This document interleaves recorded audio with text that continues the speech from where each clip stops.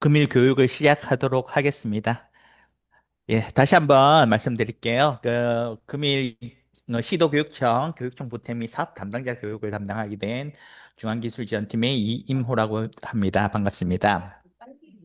금일 교육을 진행을 할 텐데요. 우선 목차입니다. 금일 교육 같은 경우에는 지금 시기적으로 봤을 때 지금 할 일 많으실 거예요. 아마 교육청 담당자분들이 이제 4월 말일까지 해서 정산도 뭐 정산은 다 끝났을 것 같긴 한데 그래도 정산 마무리하고 반환 또 진행을 다 지금 진행을 하셔야 됐고 실적 보고서 다 승인을 하셔야 되고 그리고 또 이제 정보공시까지 다 등록을 해서 4월 말까지 정보공시까지 마감을 해야 되는 상황이고 또 실제로 당해연도 그러니까 올해 회계연도 사업 같은 경우에는 지금 이제 뭐 사업비 교부까지는 다 진행이 됐을 거예요. 그죠? 사업비 교부가 다 진행됐으면 이제 민간 보조 사업자들이 사업을 수행하고 사업비 집행을 진행하게 될 텐데 이제 그때 사업을 수행하면서 필요한 것들 이런 부분들하고 말씀드렸던 것처럼 지금 4월 달에 해야 되는 그 정보공시 그리고 이제 이번에 신규로 된 부정수급 관련한 기능들 요 위주로 해서 좀 자세하게 설명을 드릴 수 있도록 하겠습니다. 그래서 지금 교육청 보태미 소개에서부터요. 그냥 간단하게 보태미 소개에서 어떤 내용들을 말씀을 드릴 거고, 이제 교부 관리, 사업 수행 관리에서부터 마지막에 부정수급 관리, 이제 이번에 새로 기능 개선된 부정수급 관리까지 진행을 해드리겠습니다. 먼저 교육청 보탬이 소개입니다. 교육청 보탬이 같은 경우에 여기 뭐 슬라이드에 뭐 내용이 많은데요. 이제 이 슬라이드에 보여지는 내용이 이제 앞으로 제가 그 말씀을 드릴 교육을 할 내용이고요. 실제적으로는 2024년 이전까지는 이제 각자 교육청에서 각각이 오프라인을 통해서 이제 관리하던 걸 뭐 엑셀이나 이런 걸로 관리를 하셨겠죠, 그죠? 예, 관리를 하던 것을 이제 교육청 보탬이 시스템을 통해서 공모를 하고 최종적으로 이제 집행도 하고 예치 사업 같은 경우에는 집행하고 정탄 그리고 최종적으로 지금은 정보 공시까지 시스템을 통해서 전부 관리를 한다. 요렇게 이제 이렇게 진행을 한다라는 거 그러니까 그런 부분들을 보여주는 화면이니까 한번 보시면 될 것 같아요. 그래서 이제 전체 업무 흐름도인데요. 전체 업무 흐름도를 보시면 여기 이제 파란색 글자로 된 게 아마 교육청 담당자분들께서 수행해야 되는 절차이고요. 여기 주황색 그 글자로 된 것들은 이제 민간 보조 사업자들이 진행을 해야 되는 부분입니다. 그래서 요 부분은 뭐 잠깐 설명드리면 이제 보조 사업 등록하실 때 보조금 그 회계연도가 시작이 되면 이제 당해년도에 보조금 지원을 어떻게 할 것인지 보조금 지원 계획 수립을 하고 그러잖아요. 그래 그 수립을 하면 이제 교육청만 알고 있으면 안 되잖아요. 민간 보조 사업자들도 보조금 지원 계획을 알아야지만 진행을 그 준비를 하고 보조금 신청 준비를 하고 그렇게 할 수 있기 때문에 이제 보조금 지원 계획 등록하는 방법에서부터 그 시스템에서 보조 사업을 관리를 하려면 당연히 기본적으로 해줘야 되는 게 이제 보조 사업을 등록을 해줘야 되는 거겠죠. 그래서 보조 사업 등록을 하고 그리고 이제 선정 방식별로 사업을 등록하는 방법에 따라 다른데 이제 그런 부분들에 대해서 알아볼 거고요. 그리고 이제 사업자 선정 부분은 어 그 공모 사업 같은 경우에는 이제 공모 신청부터 해서 공모 선정까지 심사하고 이런 부분들을 다 시스템을 통해서 진행을 하기 때문에 그런 부분들에 대해서 그 말씀을 드리겠습니다. 그리고 공모 이후에 사업자가 선정이 되고 나면 이제 사업 수행 계획을 등록하고 확정하는 절차가 필요한데요. 요거는 뭐 오프라인으로 보면 오프라인에서 공모를 진행을 하고 공모 선정이 됐을 때 이후에 이제 그 민간 보조 사업자 분들이 오셔가지고 협약서 작성하고 그렇게 하시잖아요. 사업계획서 첨부해가지고 협약서 작성하고 간이 찍고 이렇게 진행을 하실 텐데 이제 그 작업을 우리 시스템에서는 그 수행 사업을 등록을 하고 그 제출을 하면 이제 교육청에서 내용을 확인하고 확정한다. 그렇게 생각을 해주시면 됩니다. 그래서 이제 수행 사업까지 승인이 되고 나면 이제 사업을 수행을 해야 되니까 사업비를 줘야 되잖아요. 그죠? 그렇기 때문에, 민간 보조 사업자가 그 교부 신청을 하게 되면, 교육청에 계시는 담당자분들이 이제 교부 결정을 해서 사업비를 교부를 해주게 됩니다. 그래서 사업비 교부가 끝나게 되면 이제 본격적으로 민간 보조 사업자는 사업을 집행을 해야 되고, 그리고 교육청에 있는 담당자분들은 그 사업이 잘 수행이 될 수 있도록 이제 관리를 해야 되잖아요. 그래서 수행 관리에서는 그 사업이 잘 수행이 될 수 있도록 그렇게 관리하는 그런 절차에 대해서 이야기를 드릴 거고요. 가장 핵심적인 게 이제 그 사업을 수행을 하면서 뭐 통상 뭐 교부금을 나눠서 사업비를 교부할 때, 뭐 1차 교부, 2차 교부에서 분할해서 이제 사업비를 교부를 하게 되면, 1차 교부를 하고 나서 2차 교부를 진행을 할 때, 어, 이 해당 1차 교부한 사업비에 대해서 집행을 잘 하고 있는지, 뭐 이렇게 수행 점검 같은 걸 할 수가 있거든요. 뭐 꼭 교부 전에 진행을 하는 게 아니라 상시로 할 수 있습니다. 그래서 사업비를 지금 잘 집행을 하고 있는지 이제 수행 점검을 진행을 할 수가 있고요. 그래서 이제 점검, 만약에 잘못된 부분이 있다면 민간보조 사업자한테 시정 조치를 해서 조치를 받아서 그렇게 수행을 완료해 주시면 됩니다. 그리고 사업을 진행을 하다가 이제 민간보조 사업자가 뭐 세목별로 금액이 바뀐다든가 예를 들면 뭐 수용비를 100만 원을 했고 뭐 임차비를 50만 원 했는데 수용비를 50만 원 줄이고 임차비를 100만 원 늘린다든가 뭐 이런 식으로 해서 사업비 그 세목별로 사업비 변경을 해야 된다든가 아니면 전체적인 사업 그 수행 계획을 바꿔야 된다든가 이런 경우에 있어서 사업 변경 신청을 하게 되면 그러면 교육청 담당자분께서 해당 내용을 확인하고 승인을 하게 되면 이제 진행이 됩니다. 그리고 그 민간 보조 사업자가 사업을 수행하다가 뭐 각각의 개별의 이제 사정에 의해서 사업을 더 이상 수행하지 못하게 되는 경우도 있거든요. 그런 경우에는 수행 포기 신청을 하게 되면 이제 교육청에서 수행 포기를 승인을 하고 이제 승인을 해주게 됩니다. 그리고 수행 점검을 진행을 했을 때나 아니면 포기 신청을 해서 승인이 됐을 때 이런 경우에는 이제 수행 점검을 했는데 조치가 제대로 되지 않는데 시정 조치를 했는데 되지 않는다 아니면 수행 포기가 최종적으로 승인되고 나면 이제 문제 사업으로 등록을 해서 문제 사업 관리로 이제 진행을 할 수가 있고요. 관리를 할 수가 있고 이제 환수 관리 부분은 사업이 끝나고 나서 이제 저희 뭐 보태미에서는 그 뭐 뒤에도 말씀을 드리겠지만 이제 환수하는 개념이 있고 반환하는 개념이 있습니다. 그래서 그 보태미에서는 환수와 반환이라는 개념을 쓰는데 환수라는 개념은 사업이 다 끝나고 나서 사업이 종료되고 나서 뭔가 반납을 받을 금액이 있을 때 반납 처리를 하는 걸 환수라고 하고 그리고 사업을 수행 중일 때 사업이 진행 중일 때 그 사업비를 반납을 받거나 이렇게 진행을 해야 되는 경우, 그러니까 뭐 가장 대표적인 게 정산하고 이제 반환 받는 경우가 있죠. 그죠? 이자라든가 이런 거. 이런 것들을 반환을 받을 때 반환이라고 합니다. 그래서 사업 진행 중일 때 반환 받는 걸 반환이라고 하고 사업이 다 끝나고 나서 반납받는 걸 환수라고 한다. 그렇게 이해를 해주시면 될 것 같습니다. 그리고 마지막으로 2월 같은 경우에는 이제 회계연도를 지나서 사업 기간이 뭐 2025년 1월부터 2026년 뭐 3월 30일까지다. 뭐 2월 30일까지다. 이렇게 사업 기간이 회계연도를 지나서 이렇게 사업 기간이 있는 경우가 있잖아요. 그런 경우에 이제 2월 신청을 하는데 막연하게 회계연도가 넘어간다고 해서 2월 신청을 하는 건 아니고 어 사업비 교부가 당해 연도에 이제 마무리가 되지 않고 그 이후 연도에 그러니까 익년도에 그 사업비를 교부할 금액이 남아 있는 경우 그런 경우에는 이제 2월 신청을 해서 2월 처리를 한다. 요 정도로 생각을 해주시면 될 것 같습니다.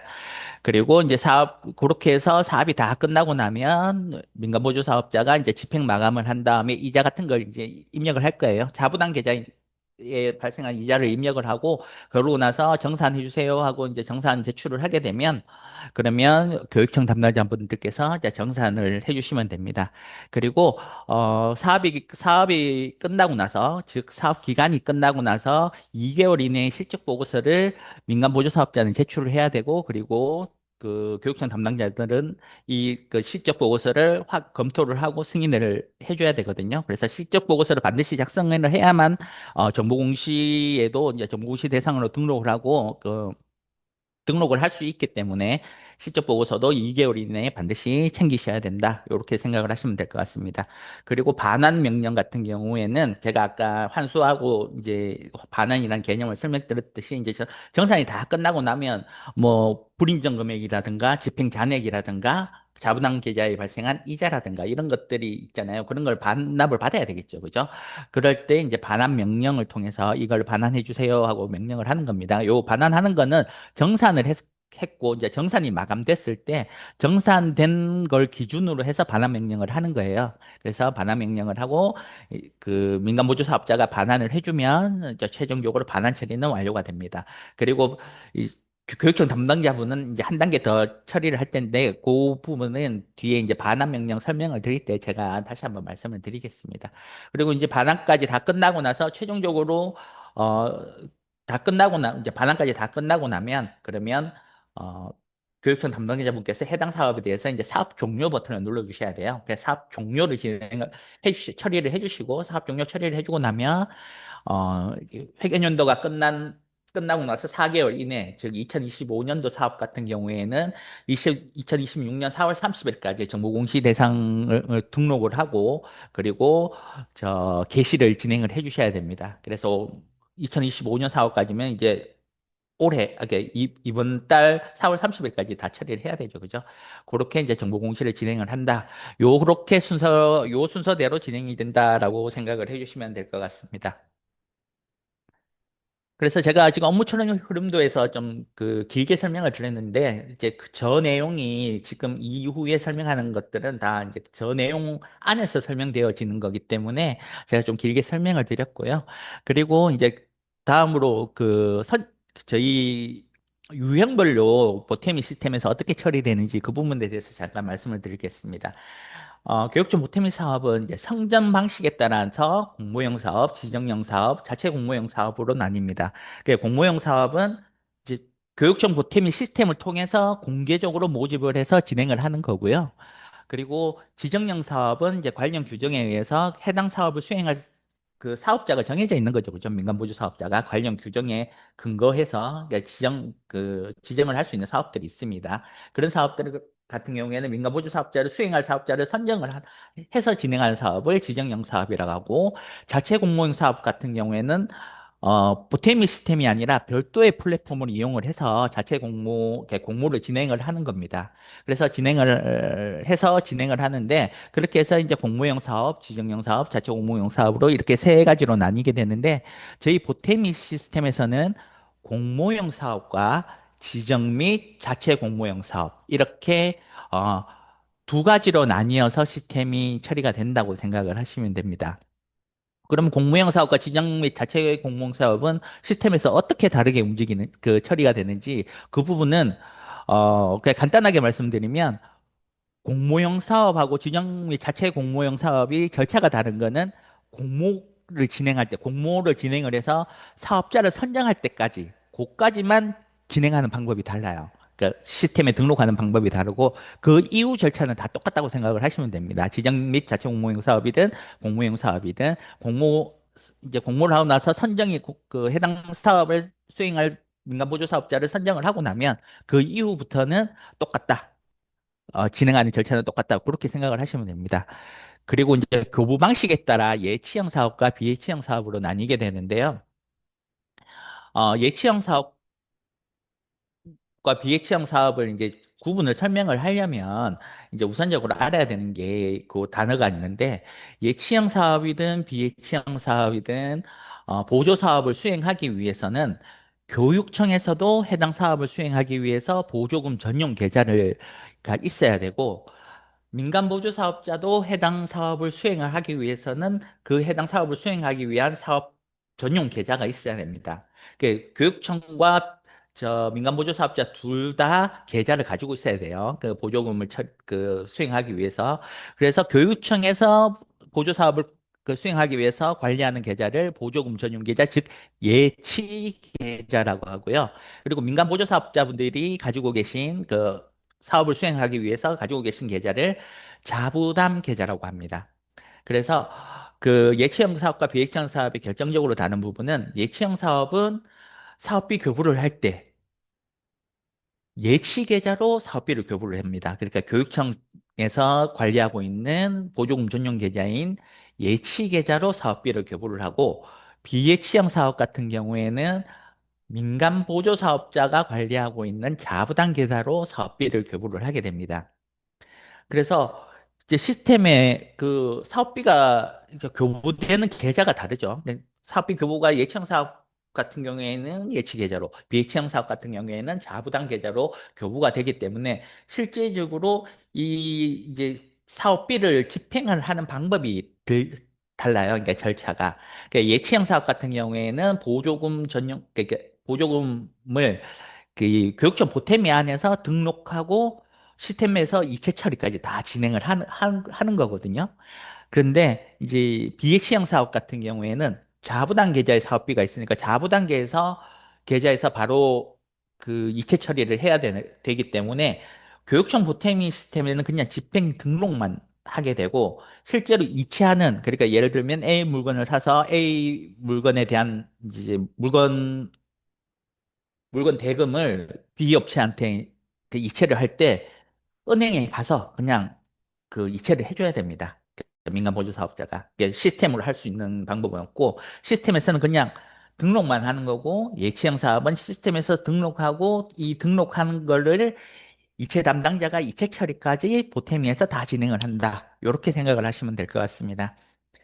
이렇게 해서 이제 선정 방식이나 교부 방식에 따라 시스템에서 어떻게 다르게 구현이 되고 있고 어떻게 흘러가는지 그 부분에 대해서 설명을 드렸고요.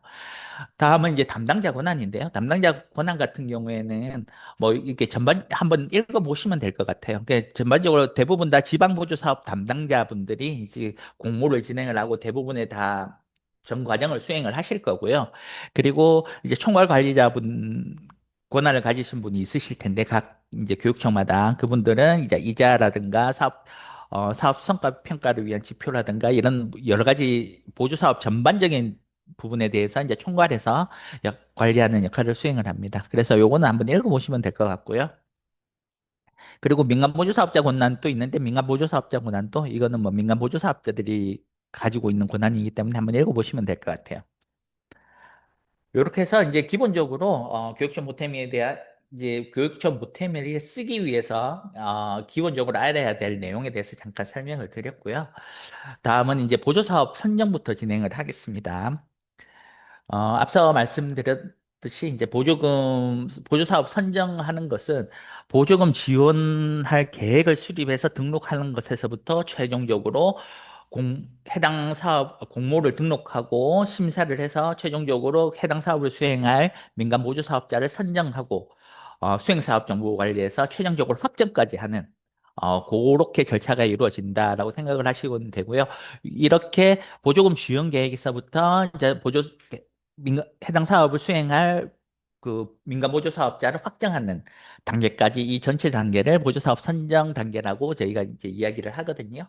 그래서 이 부분에 대해서 잠깐 설명을 드리겠습니다. 이미 한번 지금 다 이제 진행을 하셨을 거기 때문에 아마 지금 한 2월 달, 1월 달, 2월 달 해서 공모 등록하고 심사하고 다 진행을 하셨잖아요. 그래서 요거는 좀 빠르게 진행을 하겠습니다.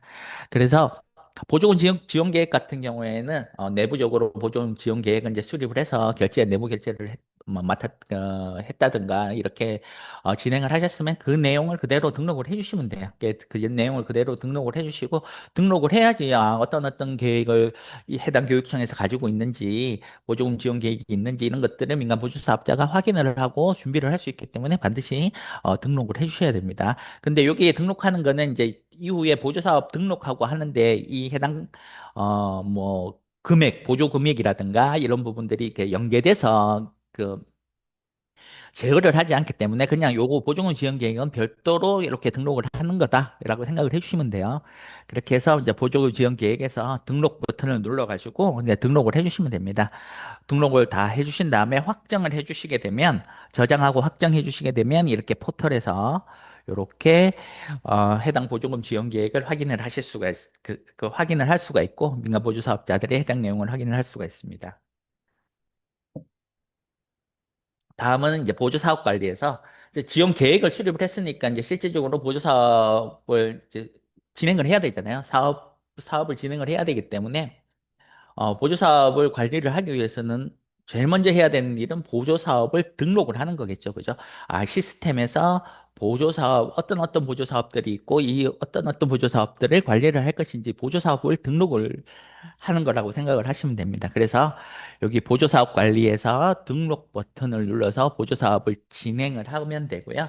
뒷부분, 이제 예산사업 가져오기 버튼을 눌러서 확인을 눌러주시면 예산 사업 정보 가져오기를 눌렀는데, 아무런, 변동이 없어요. 화면상에 변화가 없어요. 이렇게 이제 질의를 하시는 분들이 많은데, 가져오기 버튼 누르면 아무 변화가 없는 게 맞아요. 단지 가져오면, 오른쪽에 그 4번 보시면 알겠지만, 이제 지방보조금 원가 통계목에 대한 정보를, 예산 정보를 가져오거든요. 단위가액 카드, 세부사업, 세세부사업, 요 정보를 가지고 와서 보조사업을 등록할 때 요거를 그냥 이제 연결을 시켜줄 수 있다는 거지, 이거를 가져오기 한다고 해서 여기에 화면에서 바로 이제 보여지고 이런 부분은 아닙니다. 그래서 예산사업 가져오기 하면 이제 이후에 보조사업 등록할 때 예산을 등록을 해줄 수가 있다. 연계를 시켜줄 수 있다. 이렇게 생각을 하시면 될 것 같습니다. 그래서 등록 버튼을 눌러서 등록을 진행하시면 되고요. 이제 등록을 하면 기본 정보 입력을 다 하시고요. 담당자 등록을 하실 때는 반드시 주 담당자가 한 명 이상 있어야 됩니다. 그래서 여기에 등록된 사람이 담당을 하는 거예요. 해당 보조 사업에 대해서. 그래서 예를 들면 보조 사업명이 2025년 테스트 보조금 지원 계획이라면 이제 요 사업을 관리하는 사람은 여기에 등록된 담당자라고 생각을 하시면 되고, 거기에 주 담당자는 이제 그러니까 체크하는, 그러니까 체크해주면 됩니다. 그렇게 해서 진행을 하시면 되고요. 그리고 이제 요번에 새로 바뀐 내용인데요. 요게 사업 기간이 이제 회계연도를 넘어갈 때, 예를 들면 예전에는 그냥 2026년 1월부터 2027년 2월 28일, 혹은 2026년 3월 1일부터 2027년 2월 28일까지 사업 기간 정하면 그냥 그대로 등록을 해서 진행을 했는데, 요 뒤에 제가 전 페이지 잠깐 옮겨 볼게요. 여기 사업 기간 보이시죠? 그러니까 사업 기간은 그냥 등록을 하면 그 다음에 성인지 예산이 나오고 경산자본구조 이렇게 진행이 되는데, 이제 이 예산을 늘려서 2027년까지로 하면 여기 단연도 사업 진행 사유라든가 단연도 사업 진행 권고 첨부 파일, 요게 항목이 새로 생성이 돼요. 새로 생성이 되면 여기에 단연도 사업 진행 사유라든가 이런 부분들을 반드시 등록하고 첨부 파일도 등록을 해 주셔야 됩니다. 이게 지방보조금 관리 기준 16조에 보면 이런 내용들을 이제 등록하라고 되어 있기 때문에 여기에 반드시 증빙 자료를 등록해서 진행을 하셔야 됩니다. 이제 대부분 학교 회계, 그러니까 교육 사업 이런 것들이 다 이제 그 회계가 3월 1일부터 2월 28일까지다 보니까 이제 이런 부분들이 교육비 특별회계랑은 이제 회계 기간이 안 맞고 이러다 보니까 요런 부분들에 문제가 있어서 이제 요런 부분들은 좀 더 정확하게 입력하게끔 그렇게 되어 있다라고 생각을 해주시면 될 것 같습니다. 그리고 이제 기본 정보를 다 입력하고 저장을 하면 보조사업 속성 탭이 활성화가 이렇게 되거든요. 활성화되면 여기 보조사업 속성 탭으로 가서 또 내용들을 입력을 해주시면 되고, 이 내용들을 입력하시고 맞춤형 정보도 이렇게 정확하게 입력해 주셔야 돼요. 그러니까 맞춤형 정보도 정확하게 입력해 주셔야 되는 이유가, 맞춤형 정보를 가지고 민간 보조 사업자들이 보조 사업을 조회를 하는 경우가 많거든요. 내가 이제 남자에 해당하고 요렇게 해서 해당 건에 맞춤형 정보에 해당하는 사업을 조회를 해서 이제 공모 신청을 하고 이렇게 하기 때문에, 이게 만약에 잘못돼서 조회가 안 됐는데 본인한테 해당되는 이걸 잘못 선택을 해서 조회가 안 돼서 신청을 뭐 보조사업 공모 신청을 못했다 이러면은 또 이제 문제가 발생할 수 있기 때문에 반드시 맞춤형 정보를 정확하게 입력을 해서 진행을 해주셔야 된다. 이렇게 생각하시면 될 것 같습니다. 그리고 다음은 이제 보조사업 담당자 정보 변경 같은 경우인데요. 보조사업 담당자 요 부분은 아까 기본 속성 탭에서 보조사업 등록할 때 이제 담당자를 등록하게끔 되어 있잖아요. 거기서 이제 바꿔주면 되는데, 이제 전임자와 현재 이제 바뀌게 되는 현재 담당자가 부서가 같은 경우에는 거기서 바꿔주면 되거든요. 왜냐하면 해당 보조 사업을 조율해서 이렇게 바꿔줄 수가 있는데, 그런데 아예 그러니까 이전 전임자가 담당자하고 부서가 다른 경우에, 그런 경우에는 그렇게 보조사업 주 담당자 이렇게 변경해서 처리가 안 돼요. 그런 경우에는 여기 보조사업 담당자 정보 변경 버튼을 눌러가지고 이렇게 담당자 변경을 해주셔야 됩니다. 그래서 전임자가 수행하고 있던 담당하고 있던 그 사업들을 다 지금 현재 담당자로 변경을 진행을 해주시면 되거든요. 그래서 보조사업 담당자 정보 변경 버튼을 눌러서 그 담당자 명을 이렇게 전임자 명을 칩니다. 그래서 전임자 명을 쳐서 조회를 하게 되면 그 그 사업들이 전임자가 담당하고 있던 사업들이 이렇게 쭉 뜰 거예요. 이렇게 쭉 뜨면 해당 거 선택하셔서 변경 버튼을 눌러주시게 되면 이렇게 보조사업 담당자 변경이라는 팝업창이 뜨면서 이제 그 변경 전에 담당자는 누군데 변경 후에는 이렇게 바뀐다라고 이렇게 팝업창이 뜹니다. 그러면 내용 확인하시고 확인 버튼 눌러주게 되면 담당자가 변경이 된다라고 생각을 해주시면 될 것 같습니다. 그리고 이제 보조 세목 관리 같은 경우에는 총괄 담당자가 담당하는 거고요. 그러니까 총괄 관리자가 이제 그러니까 회계 연도별로 이제 사용하는 세목이 다를 수 있잖아요. 뭐 전년도에는 쓰던 이제 사용했던 세목을 이제 올해에는 뭐 관련 법령이 바뀌어서라든가 이래서 이제 세목 명이 바뀐다든가 아니면 뭐 아예 그 세목 자체가 이제 더 이상 사용하지 못하는 경우도 있고 그렇기 때문에 그런 거 같은 경우에는 총괄 관리자가 보조 세목 관리에서 회계 연도별로 사용 여부를 체크를 해서 여기 체크된 세목들만 집행할 때 그리고 사업 등록할 때 사용할 수 있다. 이렇게 생각을 하시면 될 것 같습니다. 그래서 이제 Q&A가 있는데 이거 인사이동 등으로 담당자 정보가 변경되는데 진행해서 사업 정보가 조회되지 않는다. 요 내용은 아까 제가 아까 보조사업 담당자 정보 변경할 때 제가 말씀드렸죠, 그죠? 그 전임자와 지금 담당자가 부서가 같을 때는 그냥 담당자 변경을 해주면 되는데 그렇지 않은 경우에는 보조사업 담당자 변경 버튼을 클릭해서 담당자 정보 변경 진행해 주시면 됩니다. 그래서 기본 정보에서 담당자 등록해서 변경을 해주시면 되는데 부서가 다른 경우에는 여기 보조사업 담당자 정보 변경 버튼을 눌러서 진행을 해주시면 됩니다. 이제 다음은 그 보조사업을 등록을 했으니까 이제 이 보조사업을 공모를 이제 진행을 해야 되겠죠, 그죠? 예, 공모를 진행을 하는 방법에 대해서 말씀을 드리겠습니다. 이제 공모 등록 버튼을 눌러서 이제 공모를 진행을 할 수 있고요. 공모사업 불러오기 버튼을 눌러주게 되면 이제 공모사업에 대해서, 그러니까 이전에 공모사업 한 정보를 뭐 비슷비슷한 그 사업 같은 경우에는 사업 그러니까 내용 정보를 다 똑같은 뭐 예를 들면 사업 계획이라든가 사업 목적이 이렇게 같을 수 있잖아요, 그죠? 그 공모 사업이 자체는 다르더라도 보조 사업이 같으면 뭐 거의 비슷하기 때문에 그런 경우에는 이제 공모사업 불러와서 일일이 다 안 해도 되는 경우고요. 그렇게 해서 이제 하나하나 탭별로 다 저장을 해주시면 됩니다. 탭별로 저장을 해주시는데 이제 공모기관에서는 그 여기 이야기할 때 이제 공모기간 그 공모 시작 일자를 입력을 하면 이제 공모가 종료되는 일자가 자동으로 이제 생성이 될 거예요. 설정이 되는데 자동으로 설정이 되면 이렇게 날짜를 이렇게 손가락으로 꼽아 보시면 16일일 겁니다. 예. 그런데 그 관련 규정에서 15일로 되어 있는데 왜 16일로 되나요? 이렇게 질의를 하시는 분들이 있어서 그게 왜 그러냐면 그 보통 공모할 때 공모 개시하고 할 때 있잖아요. 그러니까 2025년 9월 20 예를 들면 여기 슬라이드에 보시면 2025년 9월 20, 1월 9월 24일 00시부터 2025년 10월 8일 24시까지 이렇게 안 하잖아요. 그죠? 보통 뭐 9월 24일 09시부터 뭐 2025년 10월 8일 그 18시까지 이런 식으로 공모를 하기 때문에 공모 진행을 하기 때문에 그러면은 15일이 안 되는 경우가 있거든요. 예, 그러면은 또 문제가 발생할 수 있기 때문에 저희 시스템에서는 그 시작 일자를 넣어 놓으면 16일로 자동 세팅이 된다. 이렇게 생각을 하시면 될 것 같습니다. 그래서 이제 내용 입력하시고 그리고 신청 정보라든가 이런 부분들을 하나하나 입력을 해주시면 됩니다.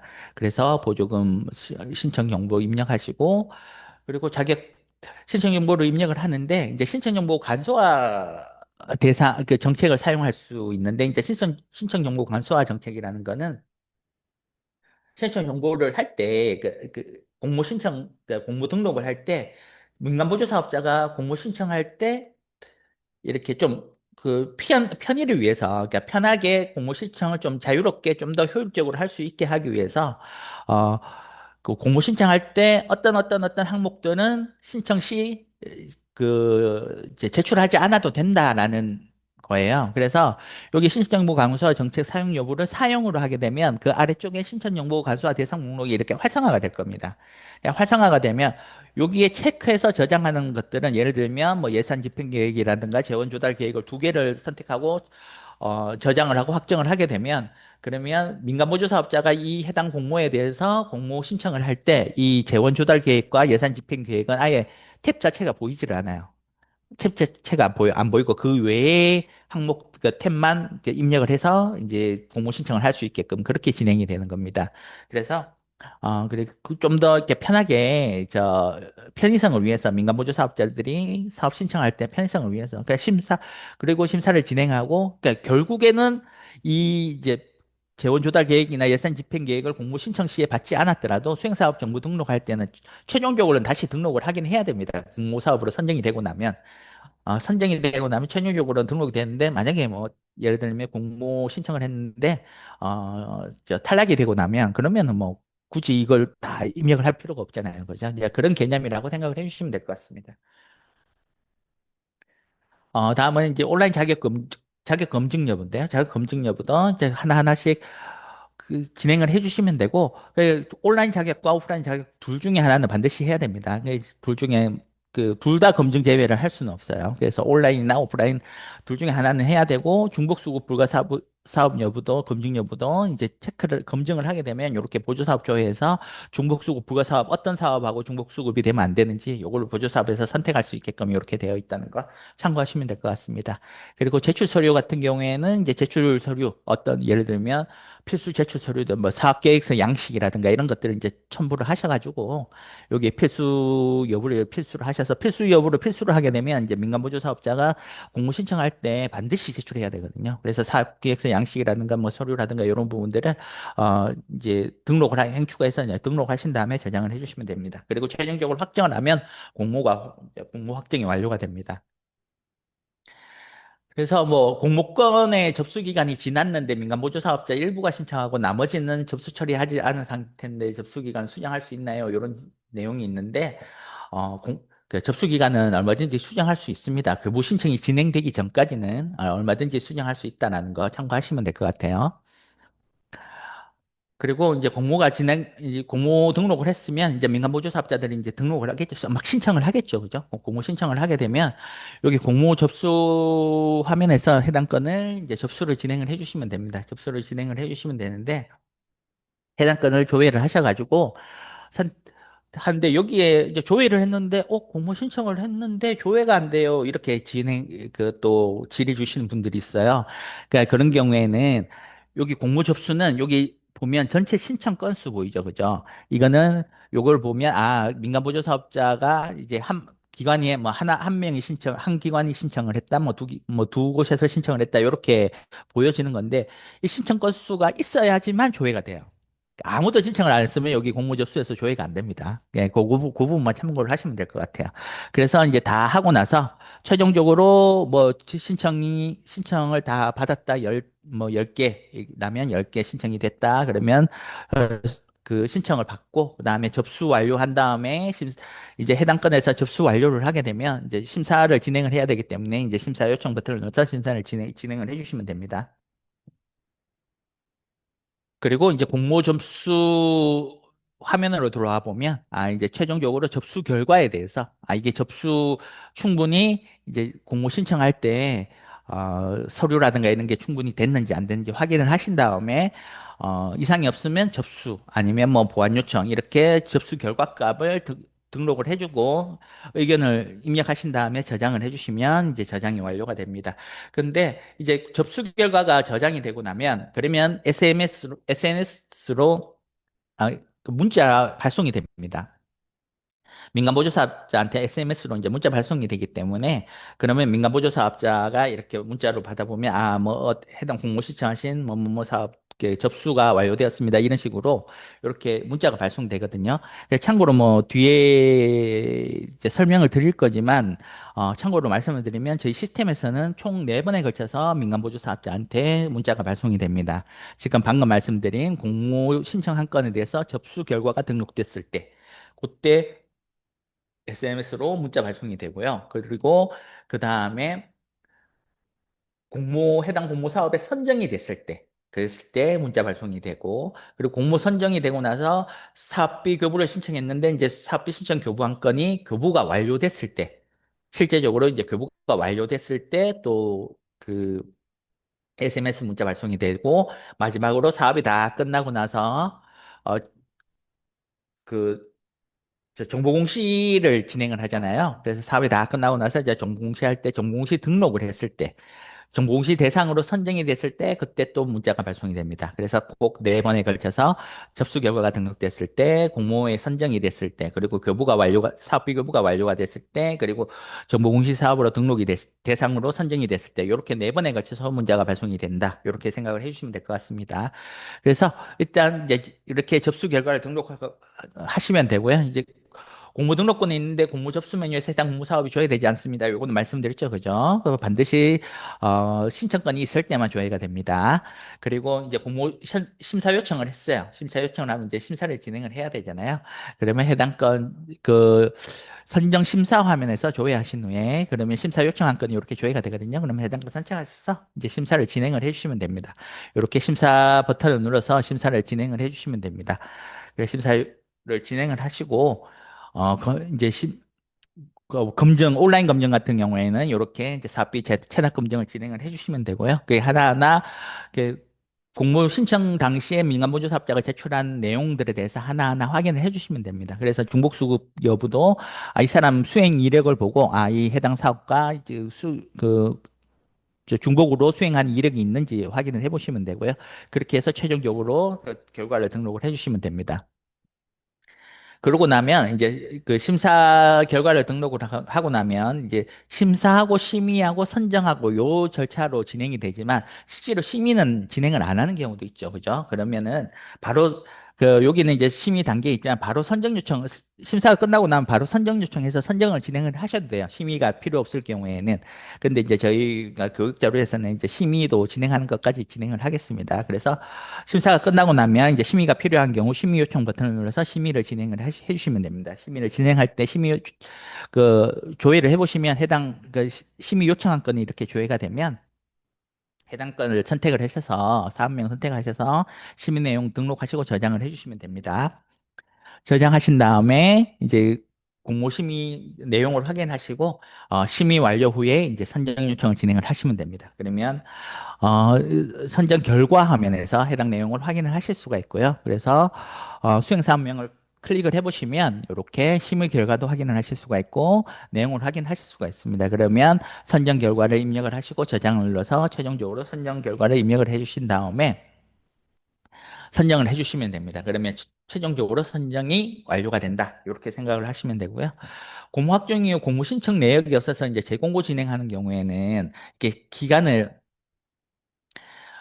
공모 대행국에서 삭제 버튼을 눌러서 공모 등록 내역을 삭제하시고 다시 공모 등록해서 재공고 진행해 주시면 됩니다. 이렇게 해당 내용에서 이제 확정을 진행을 하시고 취소를 하시고 다시 진행을 해 주시면 된다. 이렇게 생각을 하시면 되고요.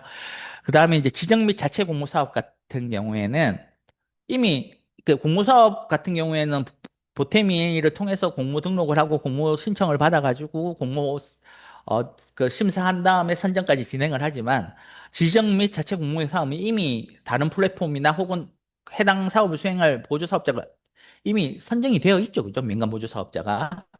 그렇기 때문에 뭐 공모를 진행할 절차를 거칠 이유가 없는 거죠. 그런 경우에는 그냥 사업만 등록을 한 다음에 바로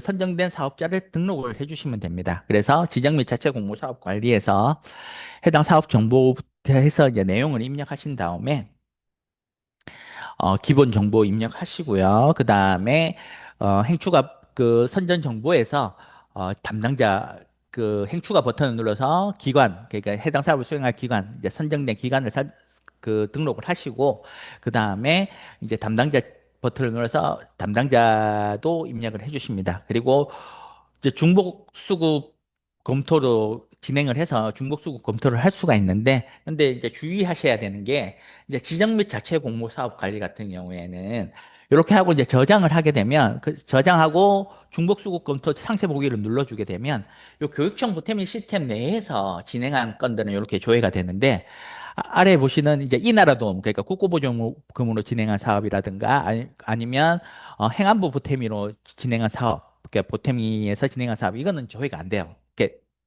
등록하자마자는 바로 조회가 안 되고 이 길이 이유가 돼야 조회가 되거든요. 그래서 여기서 저장을 하신 다음에 다 신청 정보하고 제출서하고 저장을 하신 다음에 이제 확정을 하기 전에 다음 날 저장하신 다음에 다음 날 돼서 중복 수급 검토 상세 보기 버튼을 다시 한번 눌러가지고 눌러주시게 되면 이제 이교육금고라든가 국고보조금 사업이라든가 지방보조금 사업 이렇게 조회가 되거든요. 그러면 한 번 더 확인하신 다음에 진행을 해주셔야 된다. 이렇게 확정 처리를 해주셔야 된다. 그렇게 생각하시면 될 것 같습니다. 이렇게 해서 이제 제출 서류까지 다 진행을 하고 다 진행이 되면 이제 확정을 해주시면 됩니다. 그렇게 해서 진행을 하면 됩니다. 그래서 보조사업관리에서 임명한 사업비 내에서 입력 중인데 진행이 되지 않는다. 그러니까 보조사업관리에서 임명한 사업비 내라도 또 그 보조사업으로 또 다른 보조사업을 진행을 하고 있는 경우도 있을 수 있거든요. 그런 것들이 없는지 한번 잘 파악을 해보셔야 됩니다. 그래서 확인을 해보시고 그 해당 보조사업 을 통해서 다른 공모를 진행을 한 건이 있다든가 다른 걸 진행을 하고 있는 사업이 있을 수 있기 때문에 그런 것들을 확인해 보시면 됩니다. 그리고 시도교육청에서 자체 공모를 진행 중인 사업 정보는 어떻게 처리해야 되나요? 제가 말씀드렸죠. 별도의 플랫폼 으로 이제 공모를 진행하는 걸 이제 자체 공모형 사업이라고 하는데 그거 같은 경우에는 지정 및 자체 공모형 이렇게 지정 및 자체 공모 사업 관리에서 진행을 해서 등록을 해주시면 된다라고 생각을 해주시면 될 것 같습니다.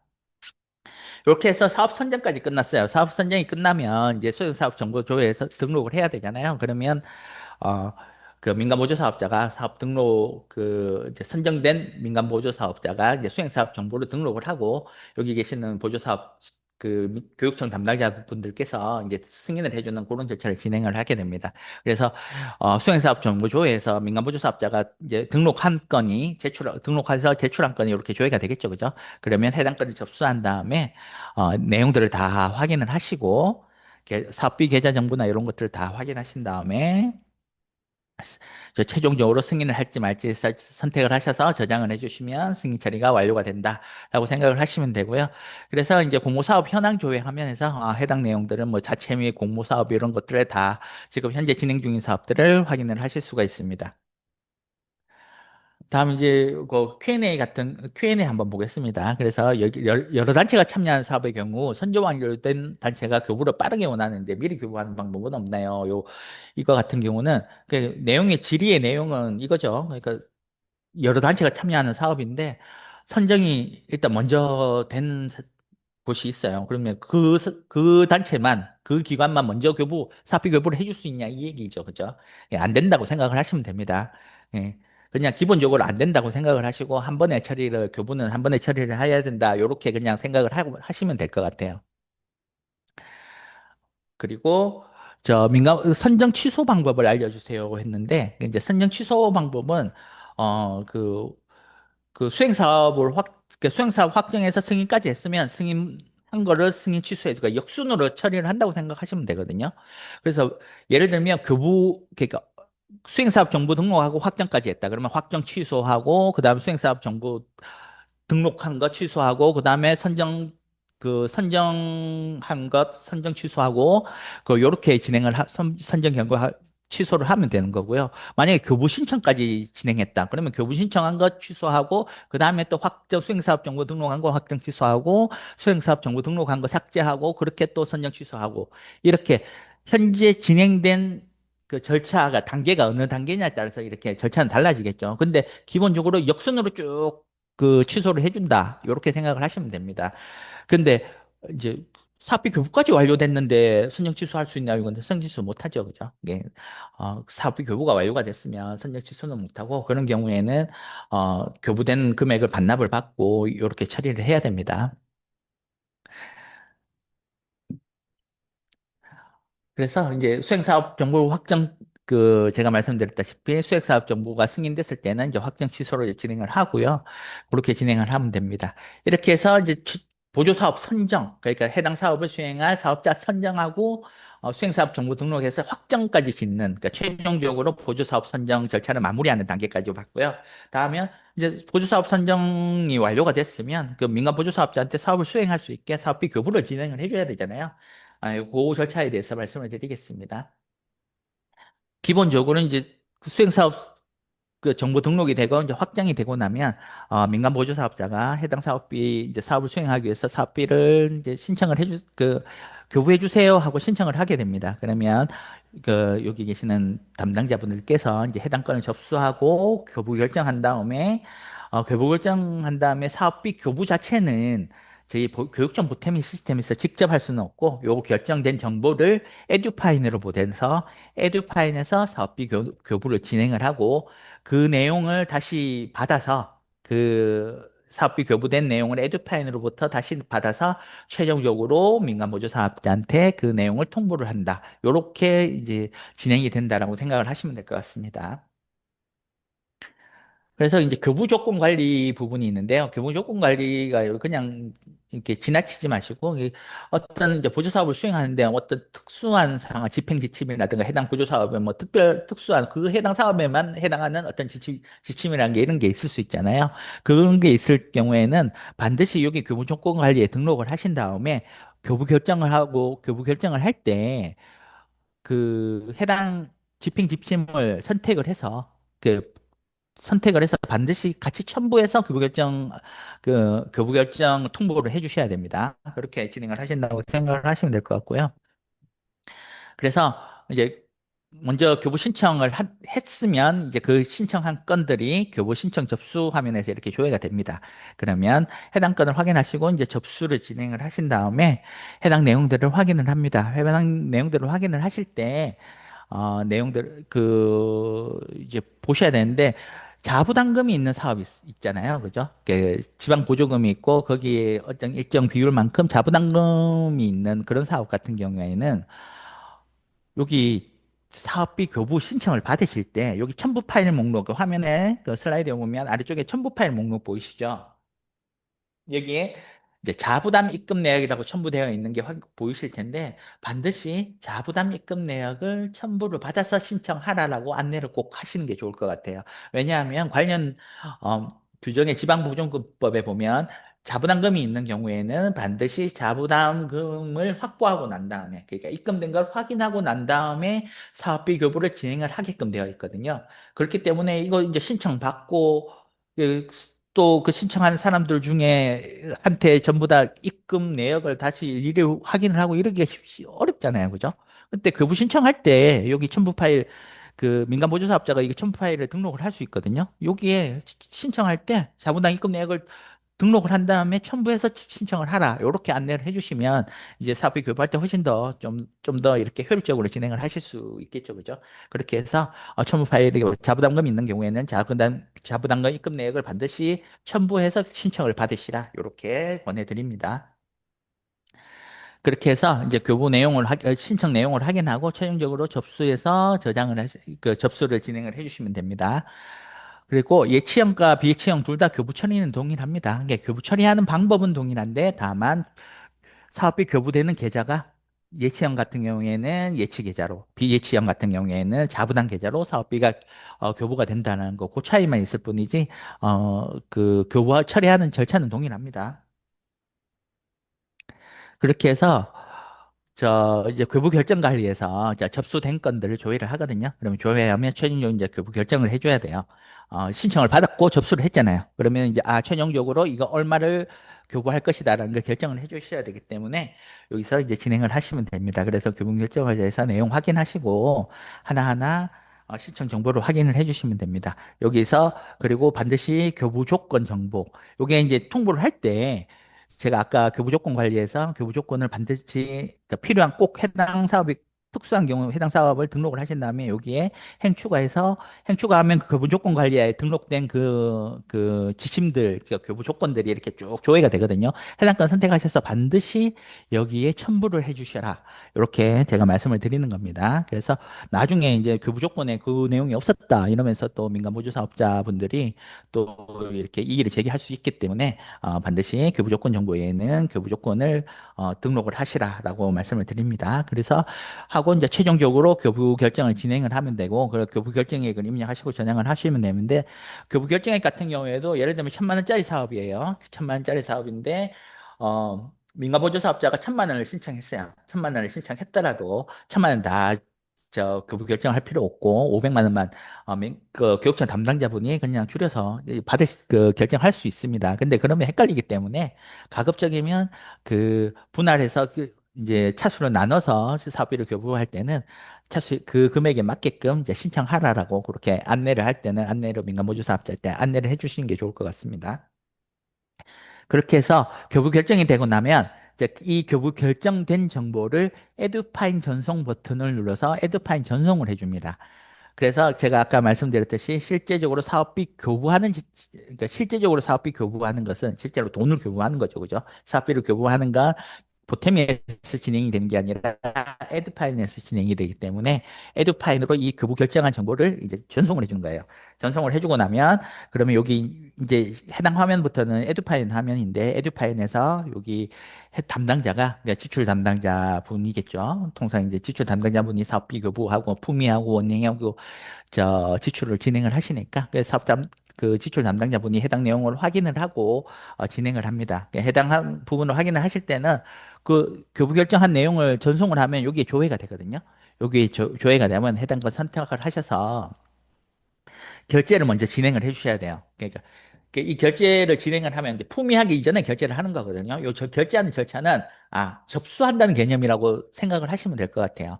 그러니까 그 보태미에서 교부 결정한 내용을 전송을 했고 그 전송할 내용을 이제 품위를 진행하기 전에 접수를 했다라는 개념에서 결제를 진행을 한다. 라고 생각을 하시면 될 것 같습니다. 그래서 내용 확인하시고 결제 요청해서 결제를 진행을 하시면 됩니다. 그러면은 이제 보태미에서는 교부 통보 버튼이 활성화가 되거든요. 그러면 교부 통보를 민간 보조 사업자 때 해줄 수 있는데 그거는 뒤에 설명을 하겠습니다. 그래서 결제가 완료되고 난 다음에 품위 버튼을 눌러서 이제 품위부터 해서 원행이 하고 지출 결의해서 최종적으로 사업비 교부를 진행을 하게 됩니다. 그리고 다 이제 사업비 교부가 이제 그 금고이체 확정까지 그러니까 지출 결의한 다음에 지급명령 등록해서 이제 지출까지 확인을 하게 지출까지 진행을 하는데 그 지출하고 금고이체 확정까지 하고 나면 그러면 실제적으로 사업비 교부가 끝나는 거예요. 사업비 교부가 끝나고 실제적으로 예치형 사업 같은 경우는 예치의 계좌로 그 비예치형 사업 같은 경우에는 자부담 계좌로 이미 이제 돈이 다 사업비가 이체가 된 거예요. 그러면 최종적으로 지급 완료 전송 버튼을 눌러 주셔야 에듀파인의 지출 담당자분이 지급 완료 전송을 눌러 주셔야 그 지급이 사업비 교부가 완료됐다는 정보를 다시 교육청 보탬위에서 정보를 수신을 하거든요. 그래 그 수신을 해야 교부 완료 버튼이 활성화가 되면서 교부 완료 버튼을 눌러서 이제 민간 보조 사업자한테 해당 내용을 이제 알려줄 수가 있는 겁니다. 그래서 반드시 에듀파인 담당자는 이거 지급 완료 전송을 눌러주셔야 된다. 이렇게 생각을 하시면 될 것 같아요. 그렇게 해서 이제 진행을 하는데 요거 채권자 설정 잠깐 말씀을 드리면 요거 채권자 설정 버튼을 눌러서 이제 채권자를 설정을 해 주셔야 돼요. 그러니까 채권자 설정을 해주는데 교육청 보태미에 이제 등록된 부분은 그러니까 예치 계좌 같으면은 여기 채권자 설정이 이미 그 예치 계좌로 이렇게 예치 계좌로 등록이 되어 있을 거고 비예치형 사업 같은 경우에는 그 자부담 계좌로 이렇게 등록이 되어 있을 거예요. 그러면 그 정보를 이제 수신을 받아서 이렇게 등록이 되는데 그러면 바로 품위를 진행을 하는 게 아니라 보태미에서 이제 전송받은 정보, 계좌 정보를 채권자 설정 버튼을 눌러서 에듀파인에 있는 정보랑 맞춰주는 작업을 해줘야 돼요. 그래서 보태미에서 전송된 정보가 있는데 그거하고 다른 채권자를 설정을 할 수는 없습니다. 그러니까 똑같이 맞춰주는 작업을 진행을 한다고 생각하시면 돼요. 그래서 에듀파인에 있는 계좌 설정, 에듀파인에서 계좌 설정하는 거랑 보태미에서 전송한 정보를 같은 계좌로 맞춰주는 작업을 진행을 해줘야 된다. 이렇게 생각하시면 될 것 같습니다.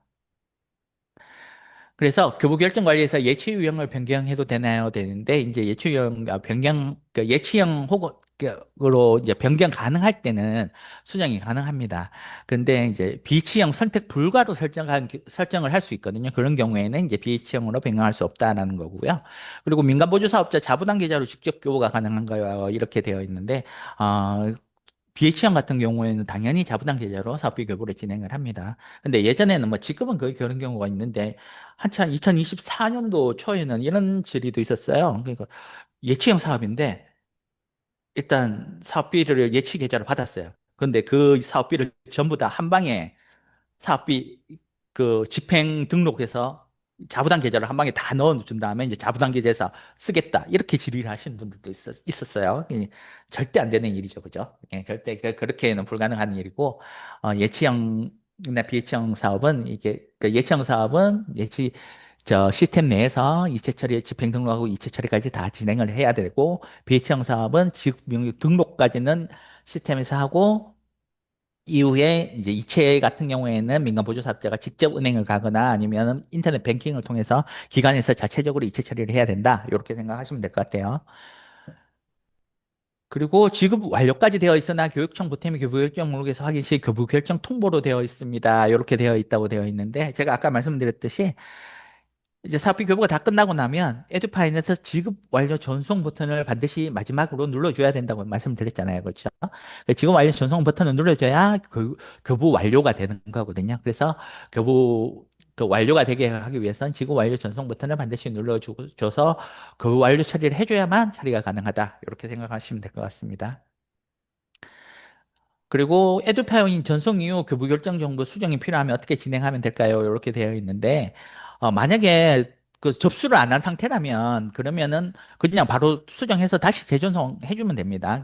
그 에듀파인 전송 버튼 수정한 다음에 전송을 다시 해주시면 되고 만약에 이제 에듀파인에서 접수를 진행을 했다, 그러니까 결제를 한번 탔다 그런 경우에는 그 결제를 풀고 난 다음에 결제 취소하신 다음에 다시 교부 결정을 수정을 한 다음에 다시 재전송해 주면 된다. 이렇게 생각하시면 됩니다.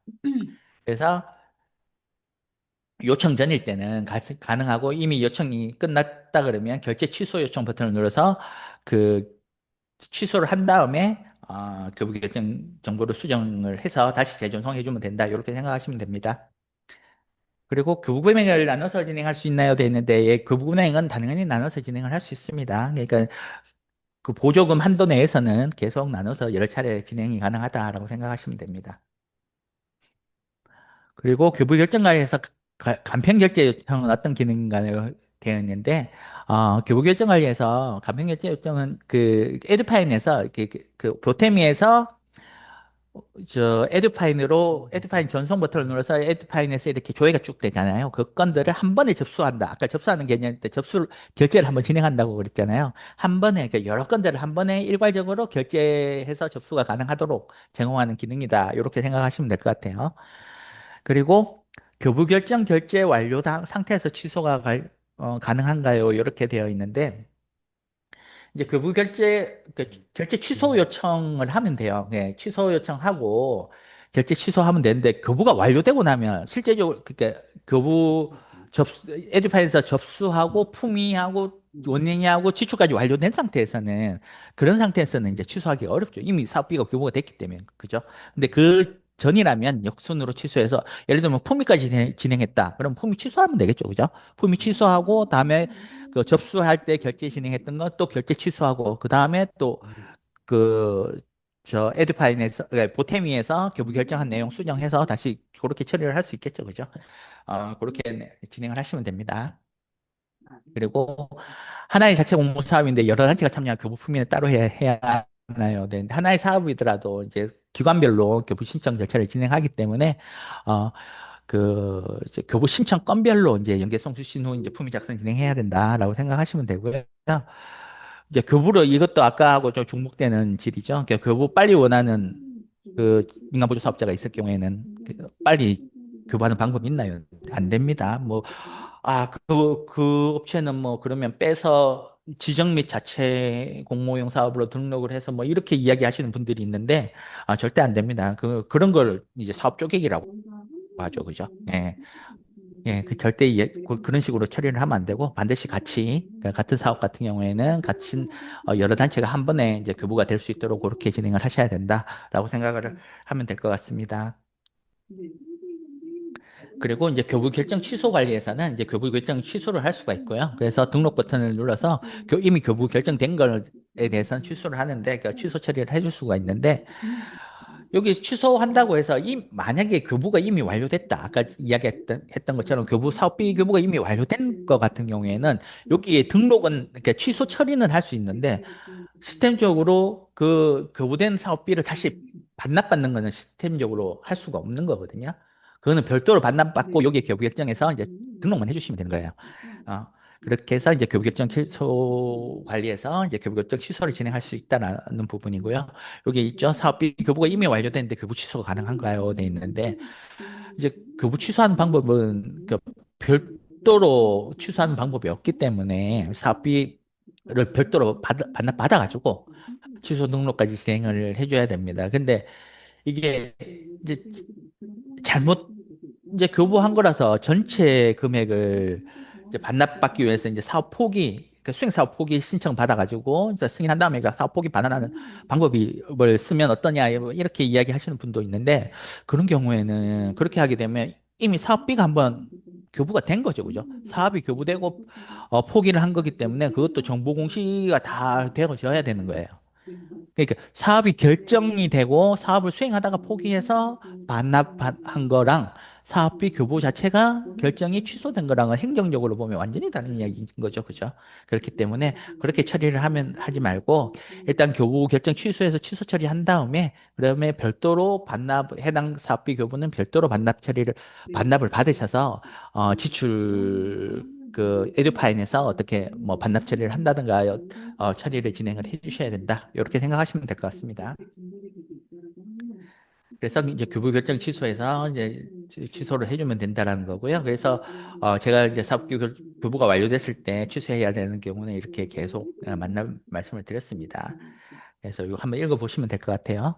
그래서 이제 사업비 교부가 완료됐어요. 사업비 교부가 완료됐으면 이제 민간보조 사업자는 이제 이제 사업비 집행을 하겠죠. 그죠? 열심히 사업을 수행하면서 사업비 집행을 할 텐데, 그러면 이제 교육청 담당자가 할 일이 없냐? 그렇진 않죠. 그죠? 이제 사업이 잘 수행되고 있는지 관리를 해야 되잖아요. 이제 그 관리를 하는 부분에 대해서 말씀을 드리겠습니다. 그 사업 수행 관리에서 이제 제 가장 뭐 핵심은 이제 수행 점검하는 거예요. 이게 수행 점검할 때 그리고 뭐 사업 변경 승인해주고 하는 건데 제일 중요한 부분은 수행 점검을 진행을 하는 건데 이제 수행 점검 대상을 선정을 해서 등록한 다음에 해당 건을 이제 점검을 하고 문제가 있을 때는 민간보조 사업자 해당 사업을 수행하고 있는 민간보조 사업자한테 이거 보완은 필요하다라고 하면 이제 시정 조치를 이제 명령을 하면 이제 민간보조 사업자 등록해서 검토한 다음에 그 처리를 이제 점검을 진행을 하는 거거든요. 그래서 점검했는데 이상이 없다. 그러면 그냥 이제 점검이 완료가 되는 거고 이상이 있어서 계속 보완이 안 된다. 이런 경우에는 문제 사업으로 등록해서 이제 처리를 할 수 있다라고 생각을 해주시면 될 것 같습니다. 그래서 문제 사업으로 등록이 되면 이제 집행이 일시 정지가 되고 그러니까 집행이 더 이상 진행이 안 됩니다. 그래서 되고 그리고 수행 포기 같은 경우에는 말 그대로 민간 보조 사업자가 더 이상 각각의 어떤 개별적인 사유에 의해서 더 이상 수행하기 힘들다라고 이제 신청을 했을 때 내용을 확인하고 검토를 승인을 해주는 절차입니다. 그리고 사업 변경 신청도 마찬가지로 사업 변경 뭐 사업을 수행하다가 계획이 변경된다든가 아니면 세목별로 뭐 금액 비율이 바뀐다든가 이런 경우에 사업 변경 신청하면 내용을 확인하시고 이제 교육청 담당자분들께서는 승인을 진행을 해주시면 됩니다. 그리고 이제 그 중요재산 같은 경우에는 관련 규정에 보면 50만 원 이상 물품이나 이런 것들에 대해서는 교육감이 어, 선정을 해서 중요재산으로 관리할 수 있다라고 되어 있거든요. 그래서 뭐 집행지침이나 이런 데 그 해당 사업에 해당한 거에 뭐 중요재산으로 이제 중요재산 기준이 되는 것들은 민간보조사업자가 반드시 중요재산으로 등록을 해서 사후에도 계속 관리를 해야 되고요. 그리고 임의로 처분할 수 없거든요. 민간분주 사업자가 중요재산으로 등록된 건 임의로 처분할 수 없기 때문에 처분 계획을 등록을 하면 이제 승인을 받고 처분을 진행을 해야 된다. 이렇게 생각을 하시면 됩니다. 그래서 중요재산은 정보공시 대상이기 때문에 정보공시 얘도 이제 그 나오는 항목이기 때문에 정확하게 좀 해줄 필요가 있다라고 생각하시면 되고요. 그리고 2월 신청 같은 경우에는 2월 진행을 하시면 되는데 뭐 말 그대로 아까 말씀드렸다시피 회계연도가 지나고 나서 이제 그 사업 기간이 이어져 있을 때 그런데 그 회계연도 그 다음 연도 익년도 회계연도에도 사업비 교부가 덜 돼서 사업비를 교부받을 금액이 있을 때 그럴 때는 2월 처리를 해줘야 됩니다. 근데 그렇지 않을 경우는 그냥 2월 28일 뭐 이런 식으로 되어 있으면 굳이 2월 신청해서 2월 처리하지 않아도 된다 이렇게 생각하시면 됩니다. 그리고 뭐 각 단계별로 이제 민간보조 사업자가 이 일을 할 때는 이 신청을 통해서 이 일을 신청할 수 있다라는 내용이고요. 그래서 이제 전체적인 그 업무 처리 흐름들은 말씀을 드렸고요. 그래서 이제 좀 먼저 제일 중요한 거 수행 점검하는 부분부터 이렇게 설명을 드리겠습니다. 수행 점검할 때는 기본적으로 수행 점검할 때 어떤 사업을 수행 점검할 건지 그 대상을 어, 이제 설정을 해야 되잖아요. 그 어떤 사업을 수익 점검할 건지. 그래서 예를 들면 여기 슬라이드에 보이듯이 정보공시는 500만 원 이상은 정보공시 대상이기 때문에 정보공시 대상이 되는 사업들은 전부 다 한번 수익 점검을 해봐야 되겠다. 이렇게 이제 판단을 하셨다면 그러면 보조금 규모로 500만 원 이상해서 뭐 예를 들면 10억 아니면 50억 이렇게 해서 이렇게 등록을 하게 되면 이렇게 해당 화면이 이렇게 이제 이렇게 등록이 돼요. 이렇게 수익 점검 대상 기준을 등록한 게 이렇게 등록이 되고 나면 대상 추출 버튼을 누르게 되면 이제 여기 500만 원에서 10억, 여기는 이제 화면에서는 1000만 원이지만 예를 들면 10억까지 되어 있다. 그러면 500만 원에서 10억까지의 모든 보조 사업들이 이제 대상이 추출되는 거예요. 그 대상들을 이제 선정을 하는 겁니다. 그 수행 점검 대상으로 이제 선정을 하는 거예요. 그래서 그 수행 점검을 진행을 하는 거거든요. 그래서 그렇게 선정을 했는데 뭐 행추가 버튼을 눌러서 저장을 해줄 수도 있고요. 그래 직접적으로 이렇게 행추가해서 수기로 해당 사업을 등록을 해줄 수도 있습니다. 그렇게 해서 이제 수행 사업 점검할 사업들이 어떤 사업인지를 이제 그 대상 사업을 추출하는 거예요. 여기까지가. 그래서 대상 사업을 추출을 한다라고 생각을 해주시면 될 것 같습니다. 그래서 수행 점검은 뭐 언제부터 가능하나요? 근데 그 시스템상으로는 언제든지 사업이 시작되고 나면 언제든지 수행 점검이 가능하고 뭐 수행 점검을 하는 기준에 대해서는 별도의 뭐 지방보존급법에 뭐 그거를 별도로 언제 한 번씩 이렇게 되어 있는 건 없거든요. 근데 단지 이 지방 해관부 교육 그 보탬이 있잖아요. 지방보조금 그 행안부 보탬이 같은 경우에는 6개월에 한 번씩 뭐 수행 점검 보고를 한다고 해요. 예, 그렇게 이야기를 들었는데 아무튼 그런 부분들은 뭐 이렇게 정해진 바는 없다라고 생각을 하시면 될 것 같습니다. 그래서 수행 명령 등록을 합니다. 여기 보면 이제 그 수행 점검을 그 대상을 선정을 했으니까 수행 점검을 해야 될 거 아니에요. 그리고 수행 명령 등록을 하게 되는데 그러면 그 대상 추출했으면 여기 수행 점검 결과 관리에서 이렇게 미점검 상태로 이렇게 조회가 될 거예요. 그러면 해당 걸 선택을 해서 이제 그 내용을 확인하고 그 수행 점검 결과를 등록을 해주시면 되거든요. 그리고 보완이 필요하면 이제 보완 필요 버튼을 눌러서 보완은 이제 그 수행 명령을 등록을 해주시면 되는데 그 보안 필요로 했다면 수행명령 등록으로 이렇게 보이게 되죠. 그러면 수행명령 등록 버튼을 눌러서 수행명령에 대해서 뭐 예를 들면 뭐 회의를 했는데 회의록이 빠졌다, 회의록 첨부하라라든가 뭐 이런 여러 가지 대금 물품을 샀는데 거래 명세서가 없다, 인수자 사인이 없어요. 뭐 이런 여러 가지 행정적인 뭐 증빙 서류들이 미비했을 때 그런 거 첨부하라라고 이렇게 수행명령 등록을 이제 등록하라라고 이렇게 할 수 있겠죠. 그죠? 그러면 해당 내용들을 확인하셔서 확정 버튼을 눌러서 확인을 진행을 해주시면 됩니다. 그러면 그 수행명령 한 거를 민간 보조 사업자가 확인을 하고 거기 수행명령 내용을 보고 거기에 맞춰서 이제 조치를 할 거예요. 조치한 걸 다시 제출을 해주면 이렇게 수행 조치 결과를 확인할 수 있습니다. 여기 조치 결과 제출이라고 되어 있죠, 그죠? 그냥 해주면 내용을 확인하고 이상 없이 내가 명령한 것도 수행 명령한 것들을 이상 없이 이제 첨부하고 다 조치를 했다면 다시 요 내용을 정상으로 해서 정상 완료를 해서 이제 결과를 확정 버튼을 눌러서 확정을 진행을 해주시면 됩니다. 이렇게 하면 이제 수행 점검이 완료가 되는 거예요. 그리고 뭐 물론 수행 명령 등록할 게 없어서 다 잘 진행됐으면 이제 명령 할 것도 없이 등록하고 조치 받을 것도 없이 그냥 바로 이제 조치 완료 정상적으로 이제 수행 점검을 완료시킬 수 있겠죠, 그죠? 그렇게 해서 진행을 하는 거고요. 이제 민간 사업자의 거래 내역을 이제 수행 점검할 때, 그러니까 이 맞춰보려고 이제 민간 거래 사업자의 거래 내역을 확인할 수 있는 방법이 없냐요? 이렇게 질의하시는 분들이 있는데, 그러니까 예전에는 안 됐는데 이제 작년부터 어, 그 지방보조금 그나 사용자 금융관리 요건 이제 총괄관리자가 관리하는 거예요. 거기서 이제 거래 관리 메뉴에서 이렇게 확인을 하실 수가 있습니다. 그리고 그리고 민간 사업자가 집행 등록한 내역을 확인하고 싶습니다. 그거는 아까 금방 말씀드렸다시피 수행 점검을 통해서 등록한 건들을 하나하나 확인하실 수가 있거든요. 그리고 또 쪽에 가서 정산 실적 관리에서 이제 정산 검토 대상에서도 정산 마감한 거하고 상관없이 그냥 그 지금 집행하고 있는 것들을 확인을 하실 수가 있습니다. 그래서 등록한 내용은 상시로 수행 점검 대상으로 선정을 해서 수행 점검을 하든가 아니면 정산 검토 대상에서 이제 내용들을 확인을 하실 수 있다라고 생각하시면 될 것 같습니다. 그래서 이제 수행 대상 기관 관리에서 수행 사업명 클릭하면 이제 집행 현황이 이렇게 조회가 되는데 그러면 집행 목적을 클릭을 하면 이제 집행 등록한 민간보조 사업자가 집행 등록한 건 있잖아요. 뭐 여기 보면 뭐 사무용품비가 있는데 사무용품비에 사무용품비를 썼으면 뭐 카드로 썼는지 뭐 이런 것들 있잖아요. 카드로 썼으면 사무용품비 어떤 걸 샀는지 거래 내역이라든가 이런 것들을 다 확인이 첨부가 되어 있는지 이런 것들을 확인하실 수 있겠죠, 그죠? 그리고 이런 부분들을 확인을 하고 진행을 하시면 될 것 같습니다. 그리고 이제 정상 검토 대상 조회에서도 이제 해당 내용을 확인을 하고 정상 그 마감하고는 상관없이 여기서 미검토 부분을 클릭을 해주시면 그러면 해당 내용을 아까 그 수행 점검할 때처럼 그 집행 내역들이 이렇게 줘야 되는데 그 건들을 하나하나 이렇게 봐서 집행을 하고 있는 집행 내역을 그 민간 보조 사업자가 등록한 집행 등록한 내역을 확인을 하실 수가 있습니다.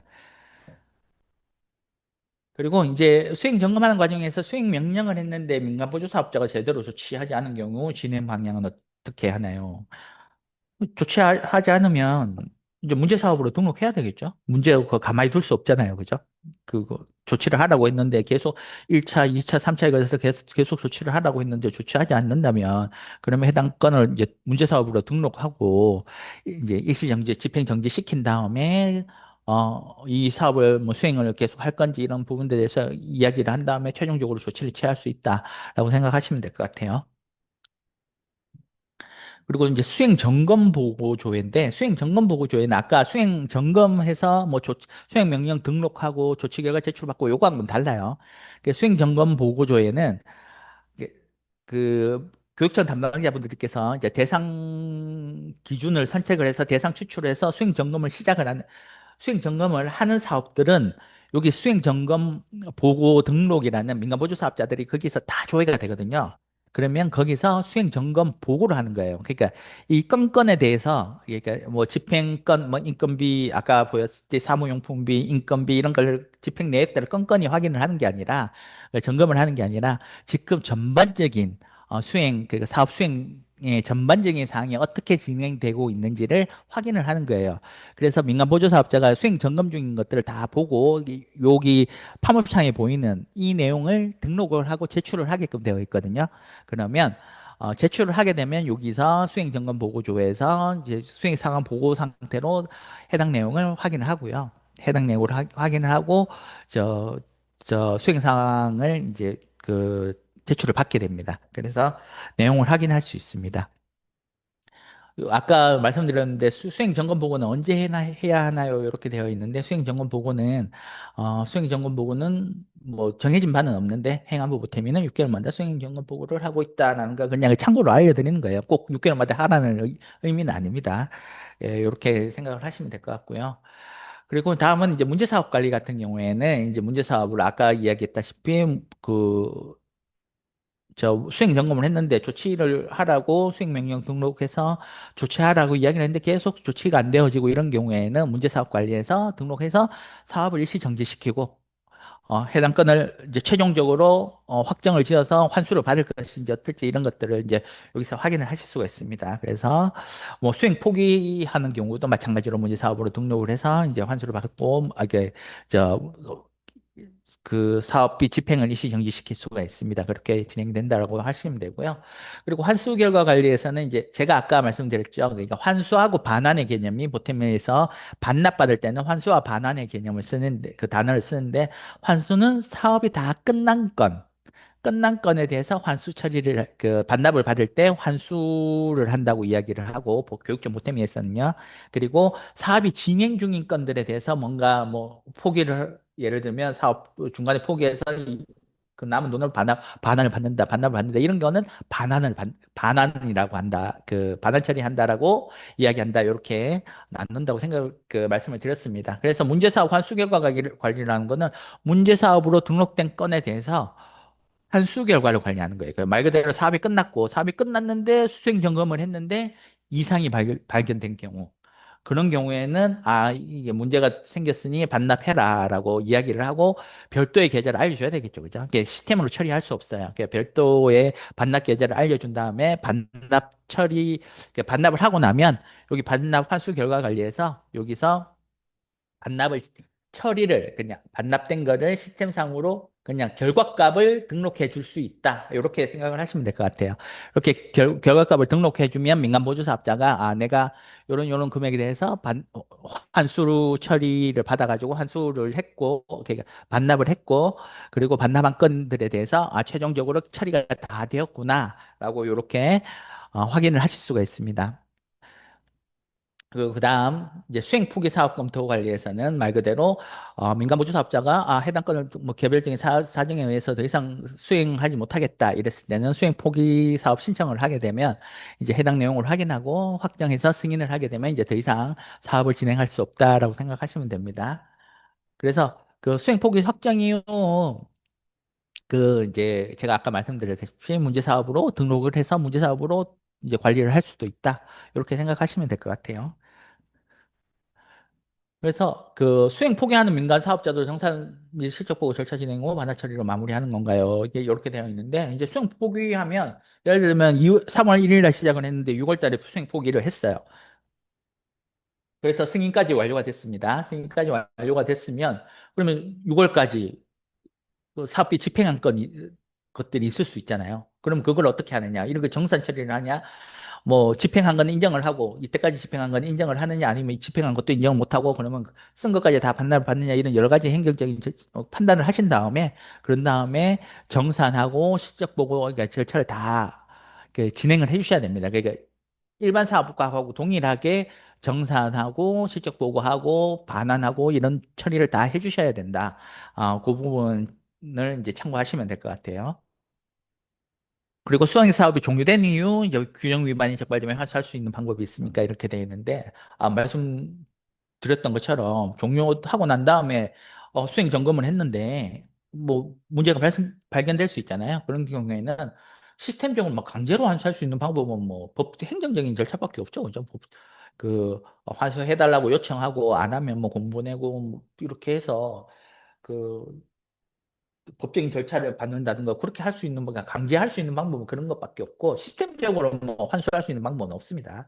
그래서 이거 이제 이렇게 반납해달라고 이제 고지를 하고 통보를 하고 언제까지 해달라고 반납을 받고 뭐 이렇게 진행을 해야 된다라고 생각하시면 될 것 같아요.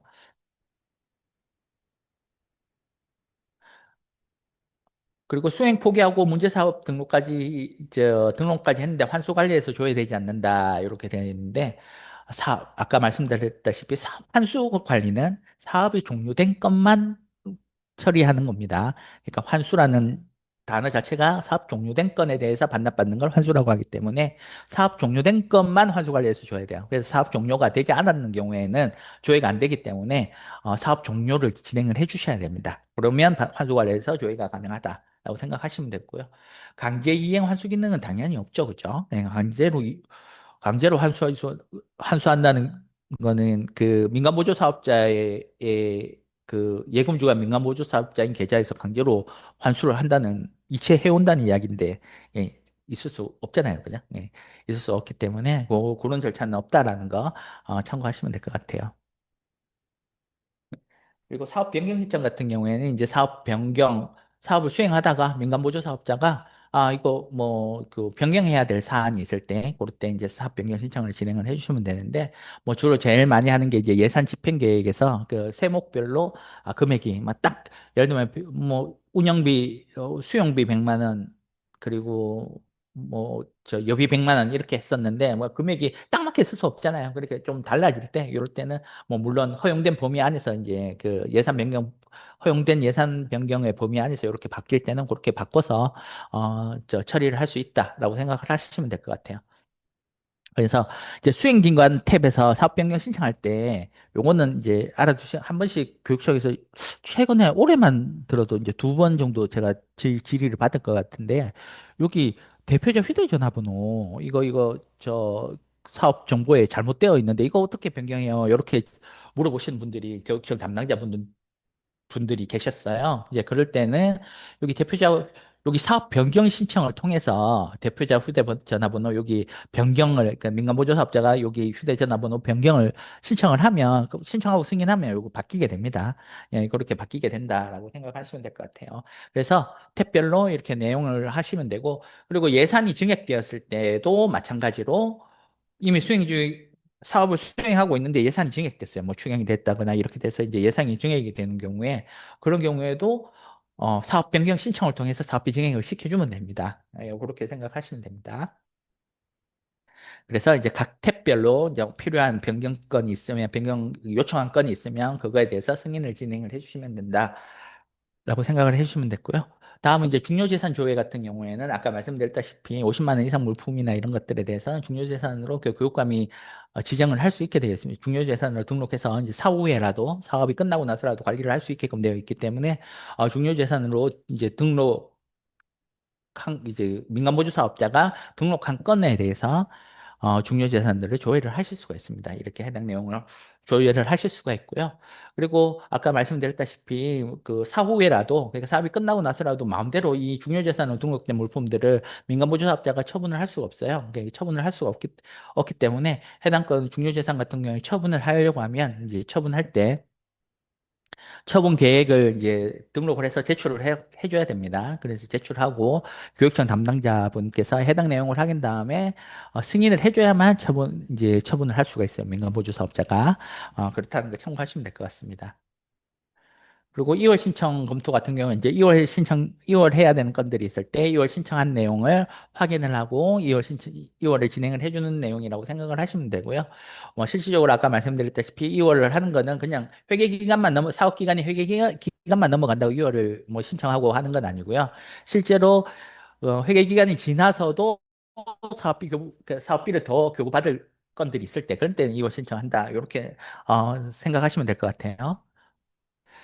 이렇게 해서 하고 나면 이제 최종적으로 사업비 집행하고 사업비 이제 수행하는 과정에서 이제 수행 점검하고 이런 내용들이 이제 완료가 됩니다.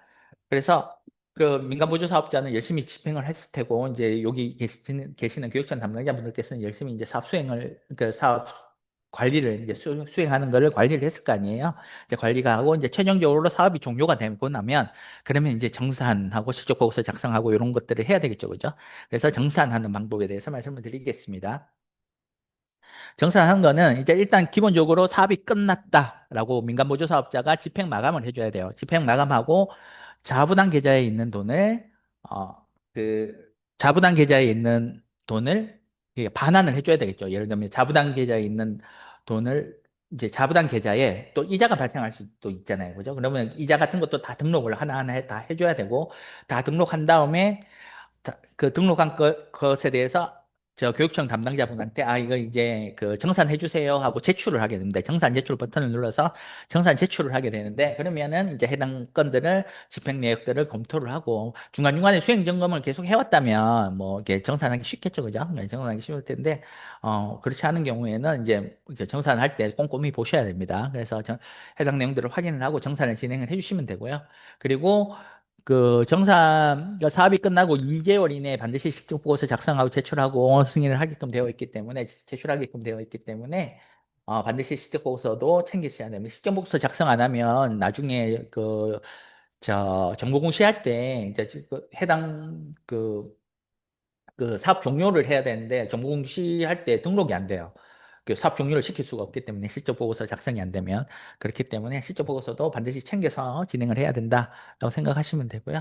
그리고 정산 절차는 이제 두 가지로 나눠서 생각하시면 돼요. 이게 하시던데 일단 정산이 다 끝나고 나서 정산이 마감되고 나면 이제 정산이 끝났다라는 거는 이제 최종적으로 반환해야 되는 금액이 이자가 얼마고 반환해야 되는 금액이 얼마고 이런 것들이 다 마감됐다라는 거 이제 보고서가 나왔다는 거잖아요. 정산 보고서에 따라서 이제 반환을 받는 거거든요. 반환을 받는데 절차가 딱 두 가지 요렇게 반환을 받는 절차라 그 두 가지로 나뉜다고 생각하시면 됩니다. 첫 번째로 이렇게 이제 정산이 마감이 되고 나면 이제 반환 명령 등록을 합니다. 반환 명령 등록을 해서 그 해당 건을 민간보조사업자가 반환 이체 실행해서 반환을 하게 되는데 여기 1번에서 정산 마감하고 반환 명령 등록에서부터 4번까지 절차. 1번에서 4번까지 절차는 민간보조사업자가 관리하고 있는 자부당 계좌에 지금 남아있는 돈을 예치 계좌로 다 반환하는 절차예요. 그래서 2번, 3번, 4번은 자부당 계좌에 남아있는 돈을 뭐 예치형이든 비예치형이든 똑같습니다. 자부당 계좌에 남아있는 돈을 예치 계좌로 반환하는 절차입니다. 그래서 2번에서 4번은 자부당 계좌에 있는 돈을 예치 계좌로 반환하는 절차고 5번에서 이제 10번까지 5번에서 10번까지는 자부당 계좌에 있는 돈이 이제 예치 계좌에 다 반환됐잖아요. 그러면 그 예치 계좌에 이제 있는 돈을 예치 계좌에 그대로 두면 안 되잖아요. 예치 계좌에 있는 돈을 다시 이제 금고 계좌로 원래 사업비를 교부받기 전에 이제 원래 있던 사업비 계좌로 다시 반납을 해주는 절차.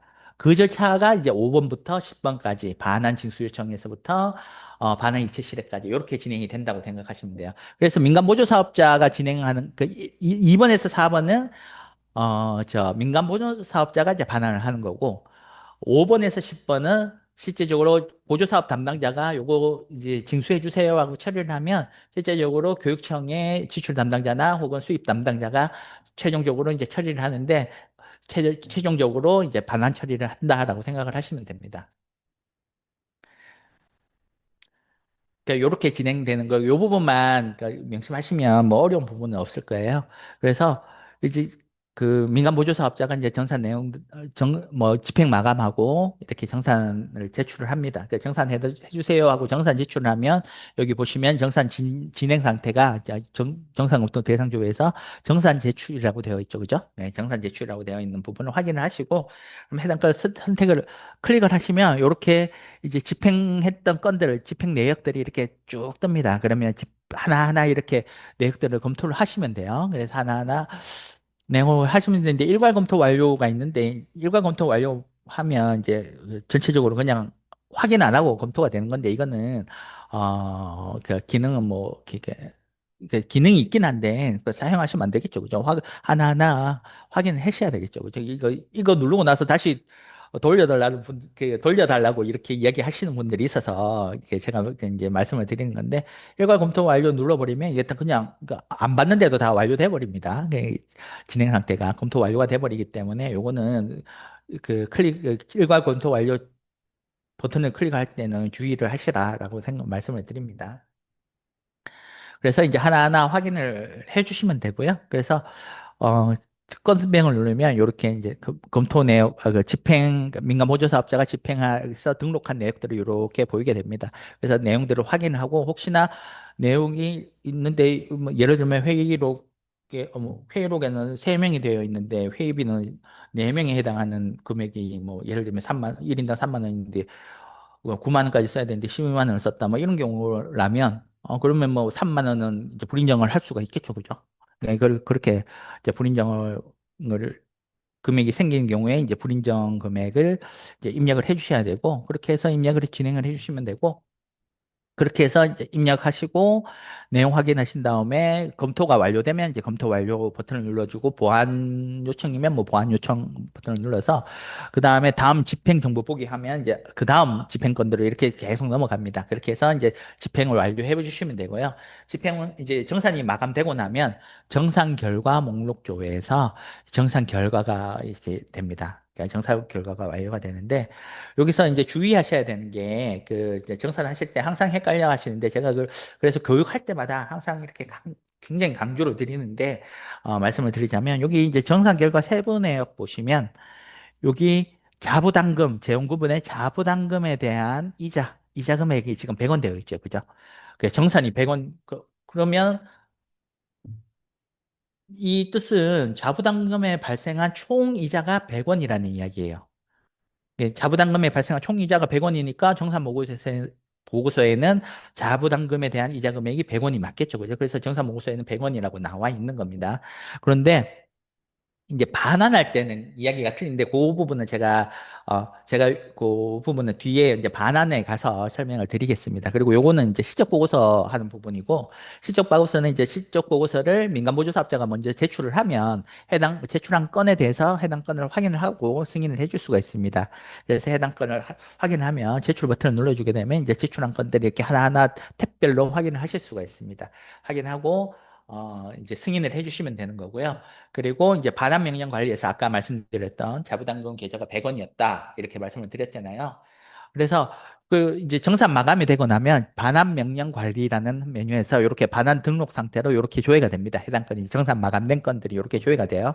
그러면 해당 건을 클릭을 하시면 이제 이렇게 반환할 세부 내역과 내용들이 이렇게 조회가 되는데 이렇게 해서 민간 보조사업자한테 반환 이체 요청 버튼을 눌러서 이 해당 내용 부분을 반환해 주세요 하고 이제 반환 이체 요청을 하게 되는 건데 여기 반환 세부 내역에 보시면 자부담 계좌 이자라고 해서 아까 분명히 100원이었는데 지금 90원 되어 있죠.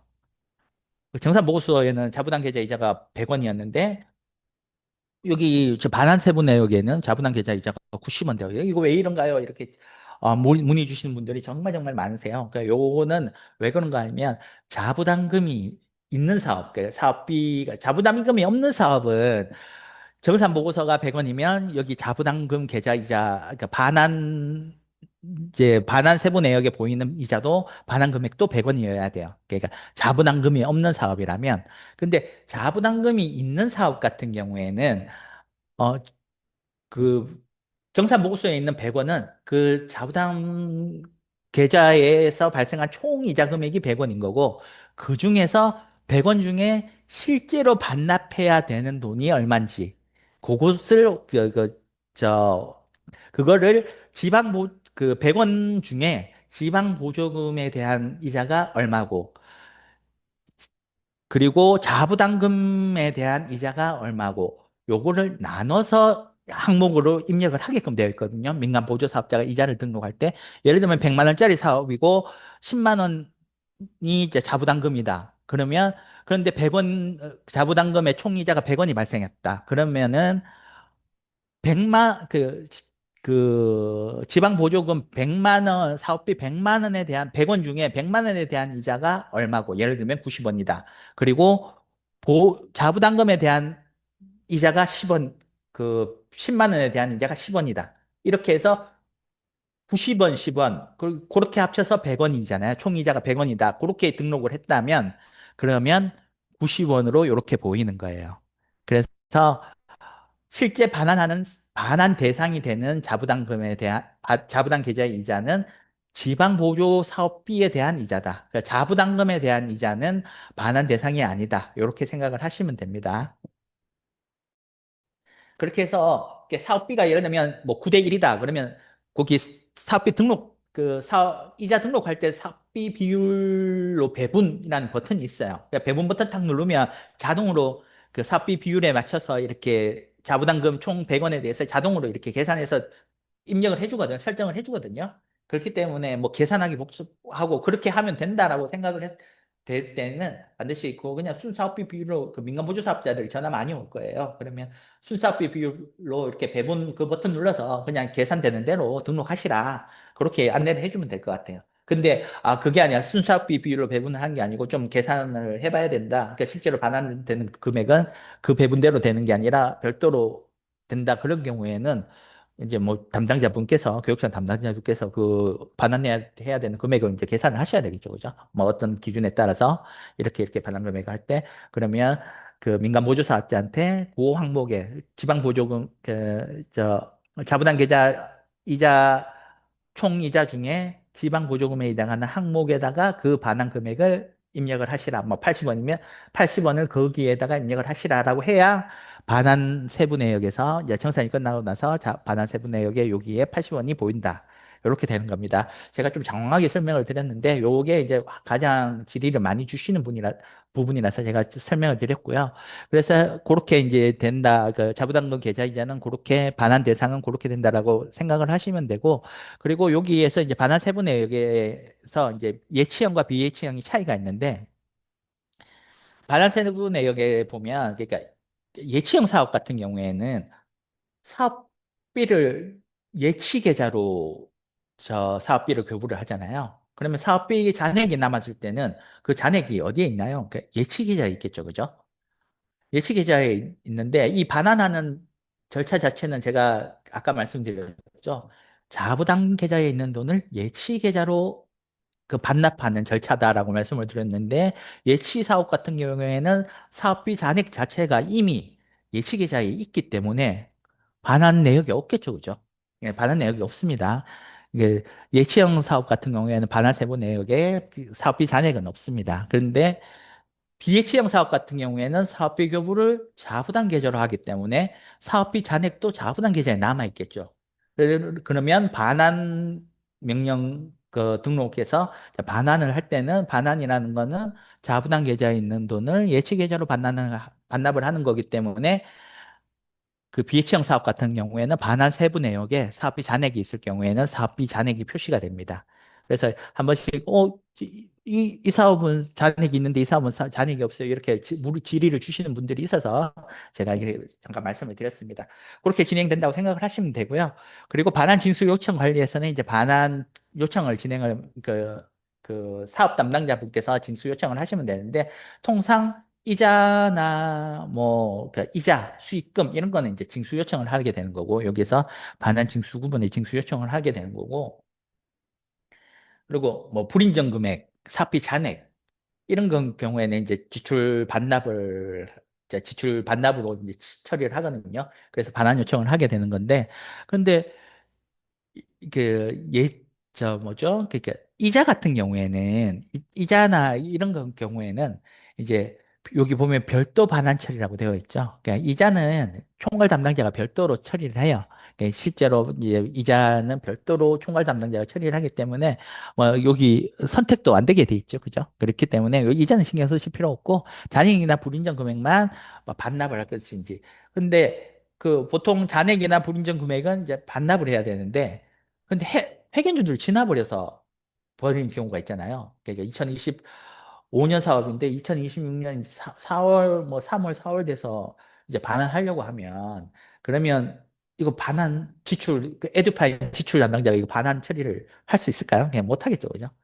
회계연도 지난 건을 어떻게 이제 반환 처리를 못하기 때문에 이미 2025년 회계연도 결산이 다 끝났기 때문에 그 반환 처리를 못 하거든요. 그런 경우에는 회계연도가 지난 거는 뭐 사업비 잔액이든 불인정 금액이든 전부 다 징수 처리다. 징수 처리하는 거다. 그러니까 수입 잡아서 그냥 수입으로 징수 처리해야 되거든요. 예, 그렇기 때문에 그러니까 징수 요청을 하면 된다. 이렇게 생각하시면 될 것 같습니다.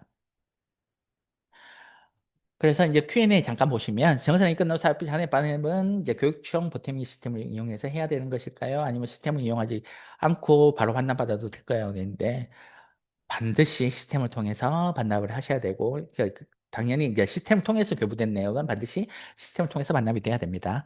그리고 정산 시 보여지는 이자 금액은 어떤 금액인가요? 이제 이 질의를 하신 게 제가 아까 막 장황하게 설명드렸던 거 있잖아요. 반환명 등록할 때 정산 보고서 상에 자부담금 계좌 이자랑 계좌 이자랑 반환 명령 등록할 때 그 이자랑 그 자부담금 계좌 이자랑 다르다. 이거 왜 다른가요? 그 내용이거든요.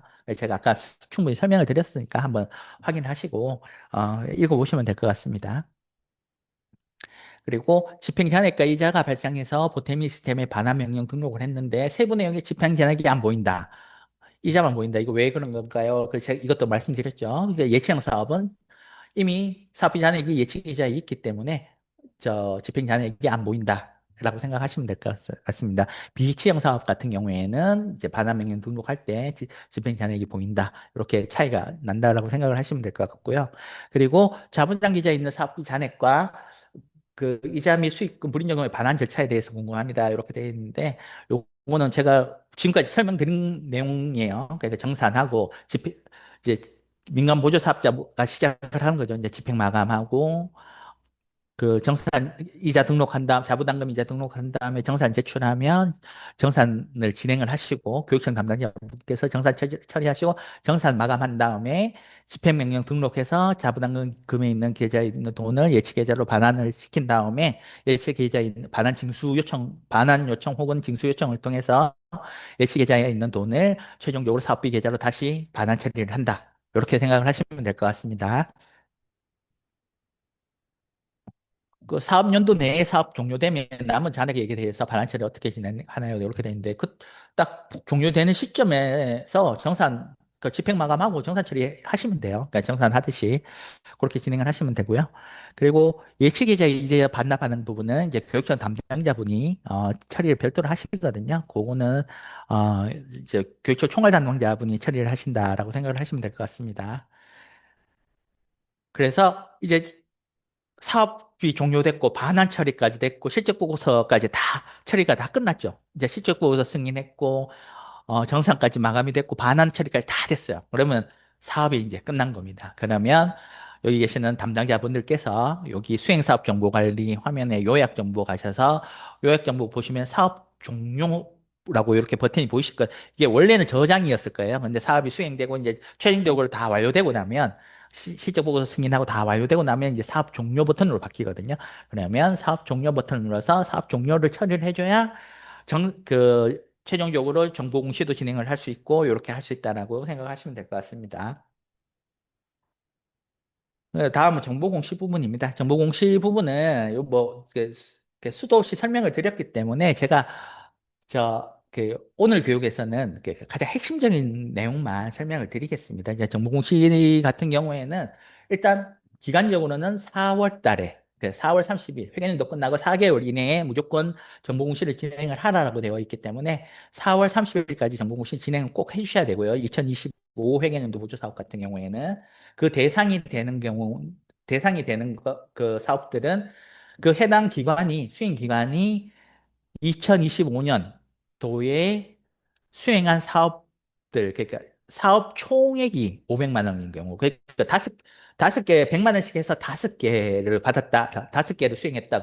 그래도 500만 원 이상이기 때문에 정보공시 대상이 되는 겁니다. 그렇기 때문에 총액이 500만 원 이상, 500만 원 이상인데 교부 금액 기준이에요. 자부담금 합쳐서 뭐 예를 들면 450만 원이 지방보조금 사업비고 50만 원은 자부담금인데 그거 하나만 받았다. 이거는 정부 공시 대상이 아닙니다.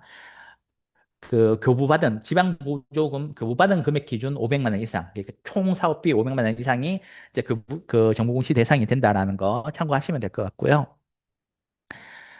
그래서 이제 대상자를 선정을 해서 대상자 등록을 해줘야 되는데 이제 당연히 2025년 12월 말에 끝나는 거는 정보공시 대상이 되는 거고, 그리고 2026년 2월까지 끝나는 거는 무조건 2025 행해년도 정보공시 대상이 됩니다. 2055년 되는 거고, 2026년 3월 달 말까지 그 사업 기간이 있는 경우는 요거는 실적 보고서 빨리 작성해서 민간보조 사업자가 제출하고 승인까지 다 완료하고 정상까지 다 진행을 할 수 있다면 4월 말 전까지 할 수 있다면 그러면 2025 회계연도 정보공시 대상으로 포함시켜서 등록을 해주시고 선정해서 등록을 해주시고 2025년 4월 30일까지 그 정산이나 실적보고서 제출이 불가능하다면 그렇다면 이제 2026 회계연도 정보공시 대상으로 포함을 시켜서 진행을 하시라라는 의미고 2026년 4월까지 사업 종료 기간이 4월까지 되어 있는 거는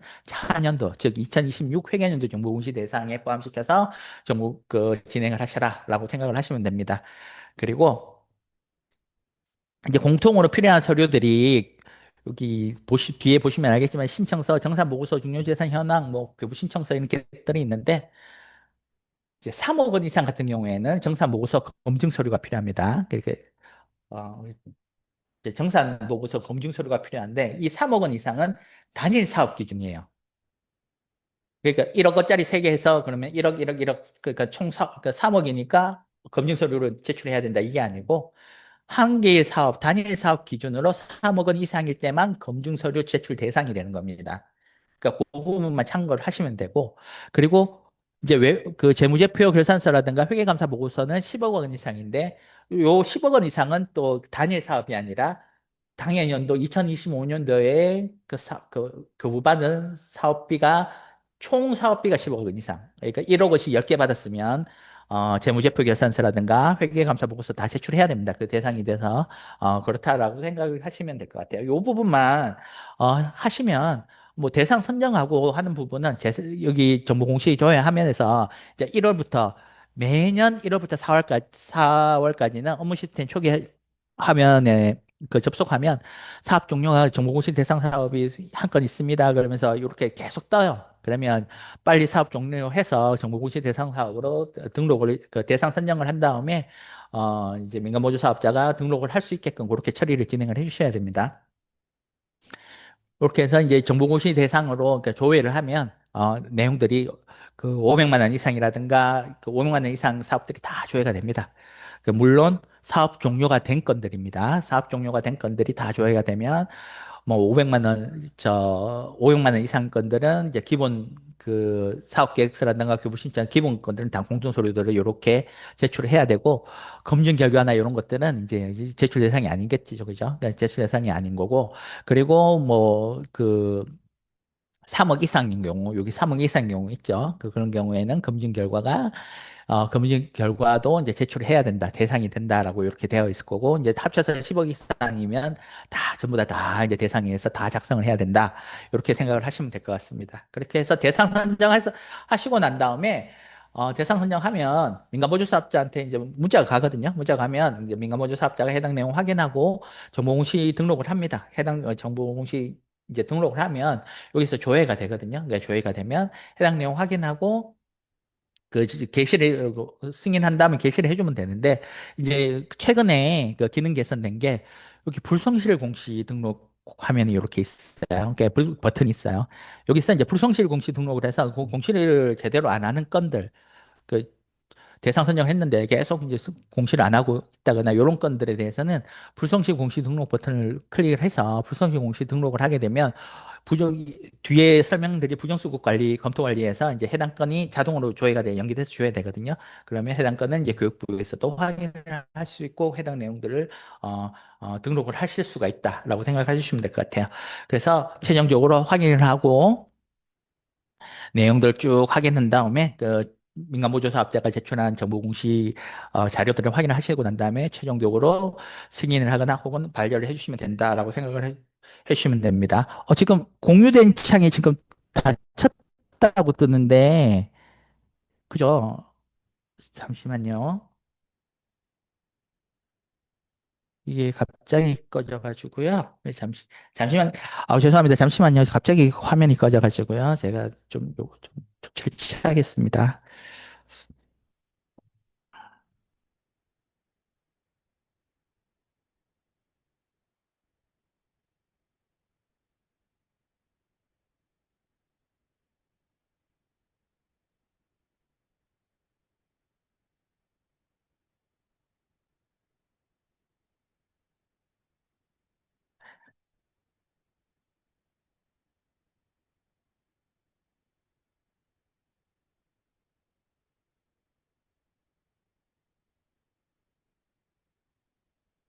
지금 갑자기 지금 제 화면이 좀 이상해졌는데,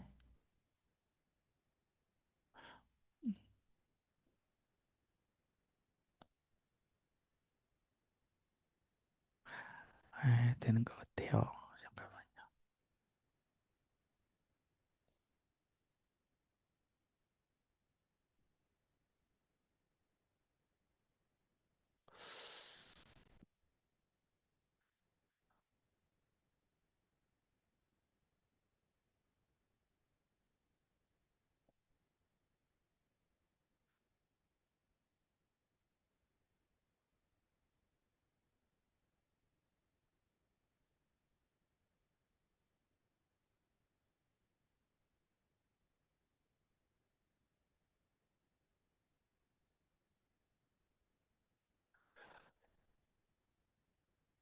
일단 제가 지금, 갑자기 당황스럽네. 당황스러운데, 지금 화면 공유는 되고 계시죠? 그죠?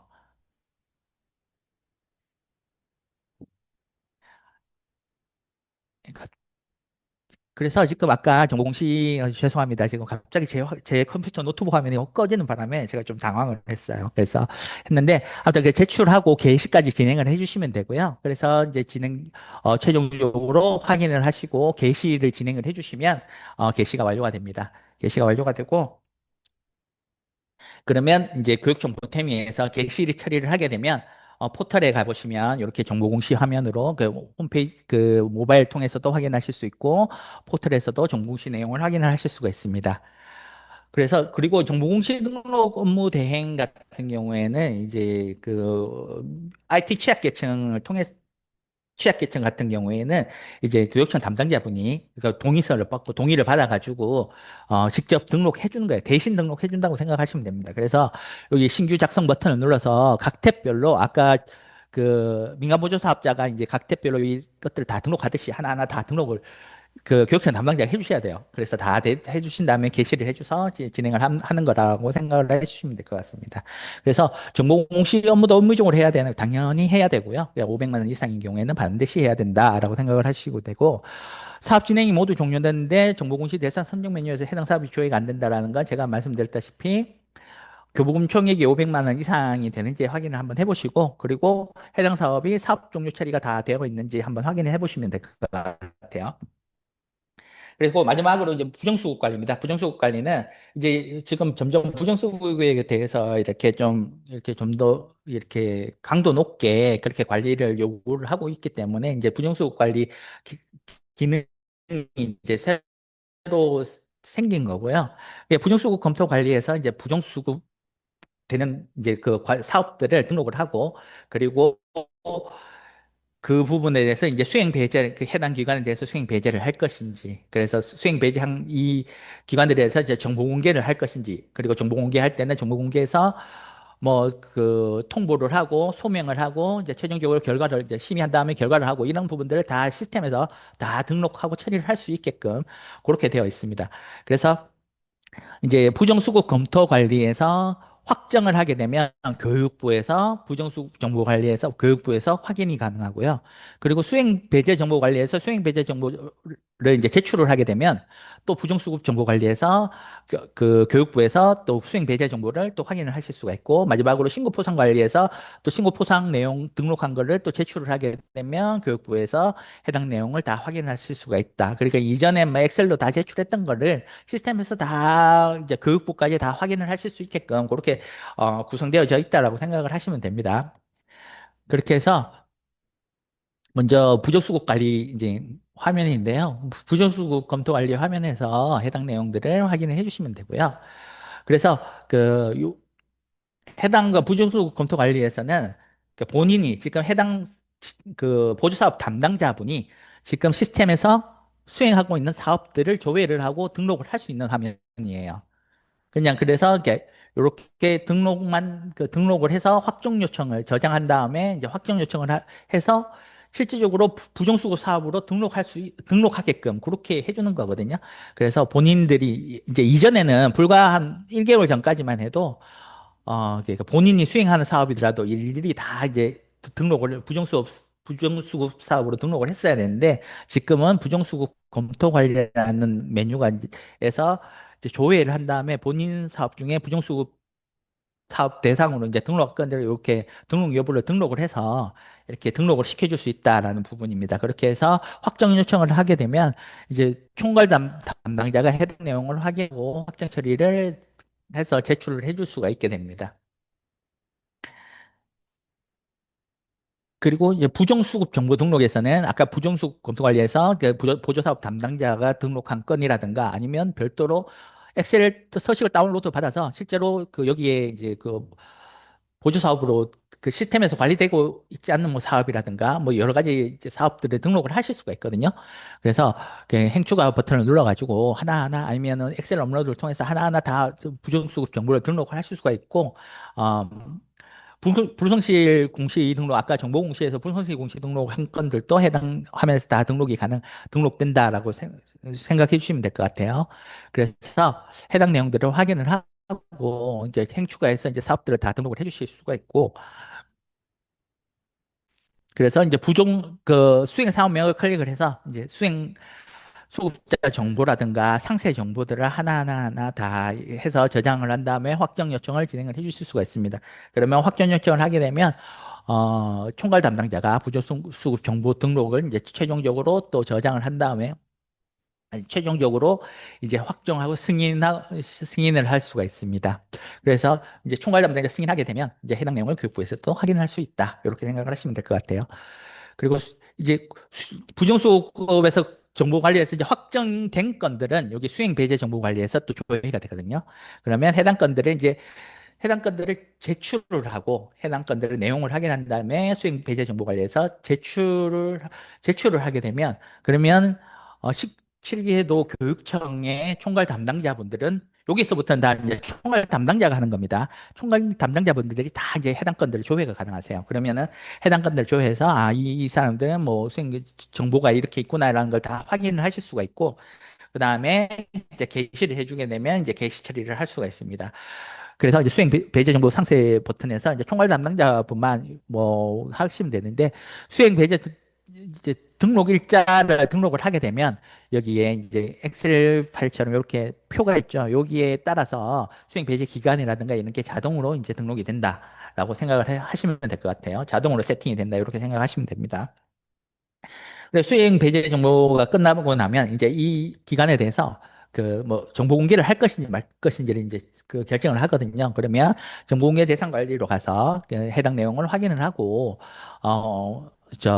내용을 확인을 합니다. 그러니까 수행 배제 정보나 이런 것들을 확인을 하고 이제 하게 됩니다. 그래 확정을 하게 되면 이제 정보 공개 소명 관리에서 이제 소명을 진행을 하는지 소명 여부를 이렇게 등록을 할 수가 있거든요. 그래서 소명을 했는지 아니면 소명을 안 했는지 이 부분을 제 처리를 이제 입력을 하고 저장을 해줄 수가 있습니다. 그리고 확정을 진행을 해주시면 이제 소명이 끝났으니까 그 소명한 건에 대해서 이제 심의를 해야 되겠죠. 그죠? 한번 그 보고 판단을 해야 되잖아요.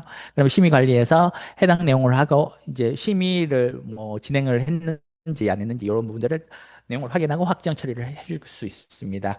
그리고 신고 포상 관리에서는 이제 신고 포상 그 이제 반환 그러니까 환수나 반환 결정된 금액의 한 30%까지는 신고 포상금으로 이제 그 포상금으로 줄 수가 게 되어 있잖아요. 그죠? 관련 법령에. 그래서 우리 그 포털 홈페이지 가보면, 이제 그러니까 신고하는 그런 메뉴도 별도로 있습니다. 그죠? 그래서 그 신고 포상 관리에서 여기에서 이제 신고 포상한, 포상금 뭐 지급한 그 내역들을 이렇게 등록하실 수가 있고, 그 다 등록하신 후 저장한 다음에 제출을 하시게 되면 교육청에서 해당 내용을 확인하실 수가 있다. 이렇게 생각을 해주시면 될 것 같습니다.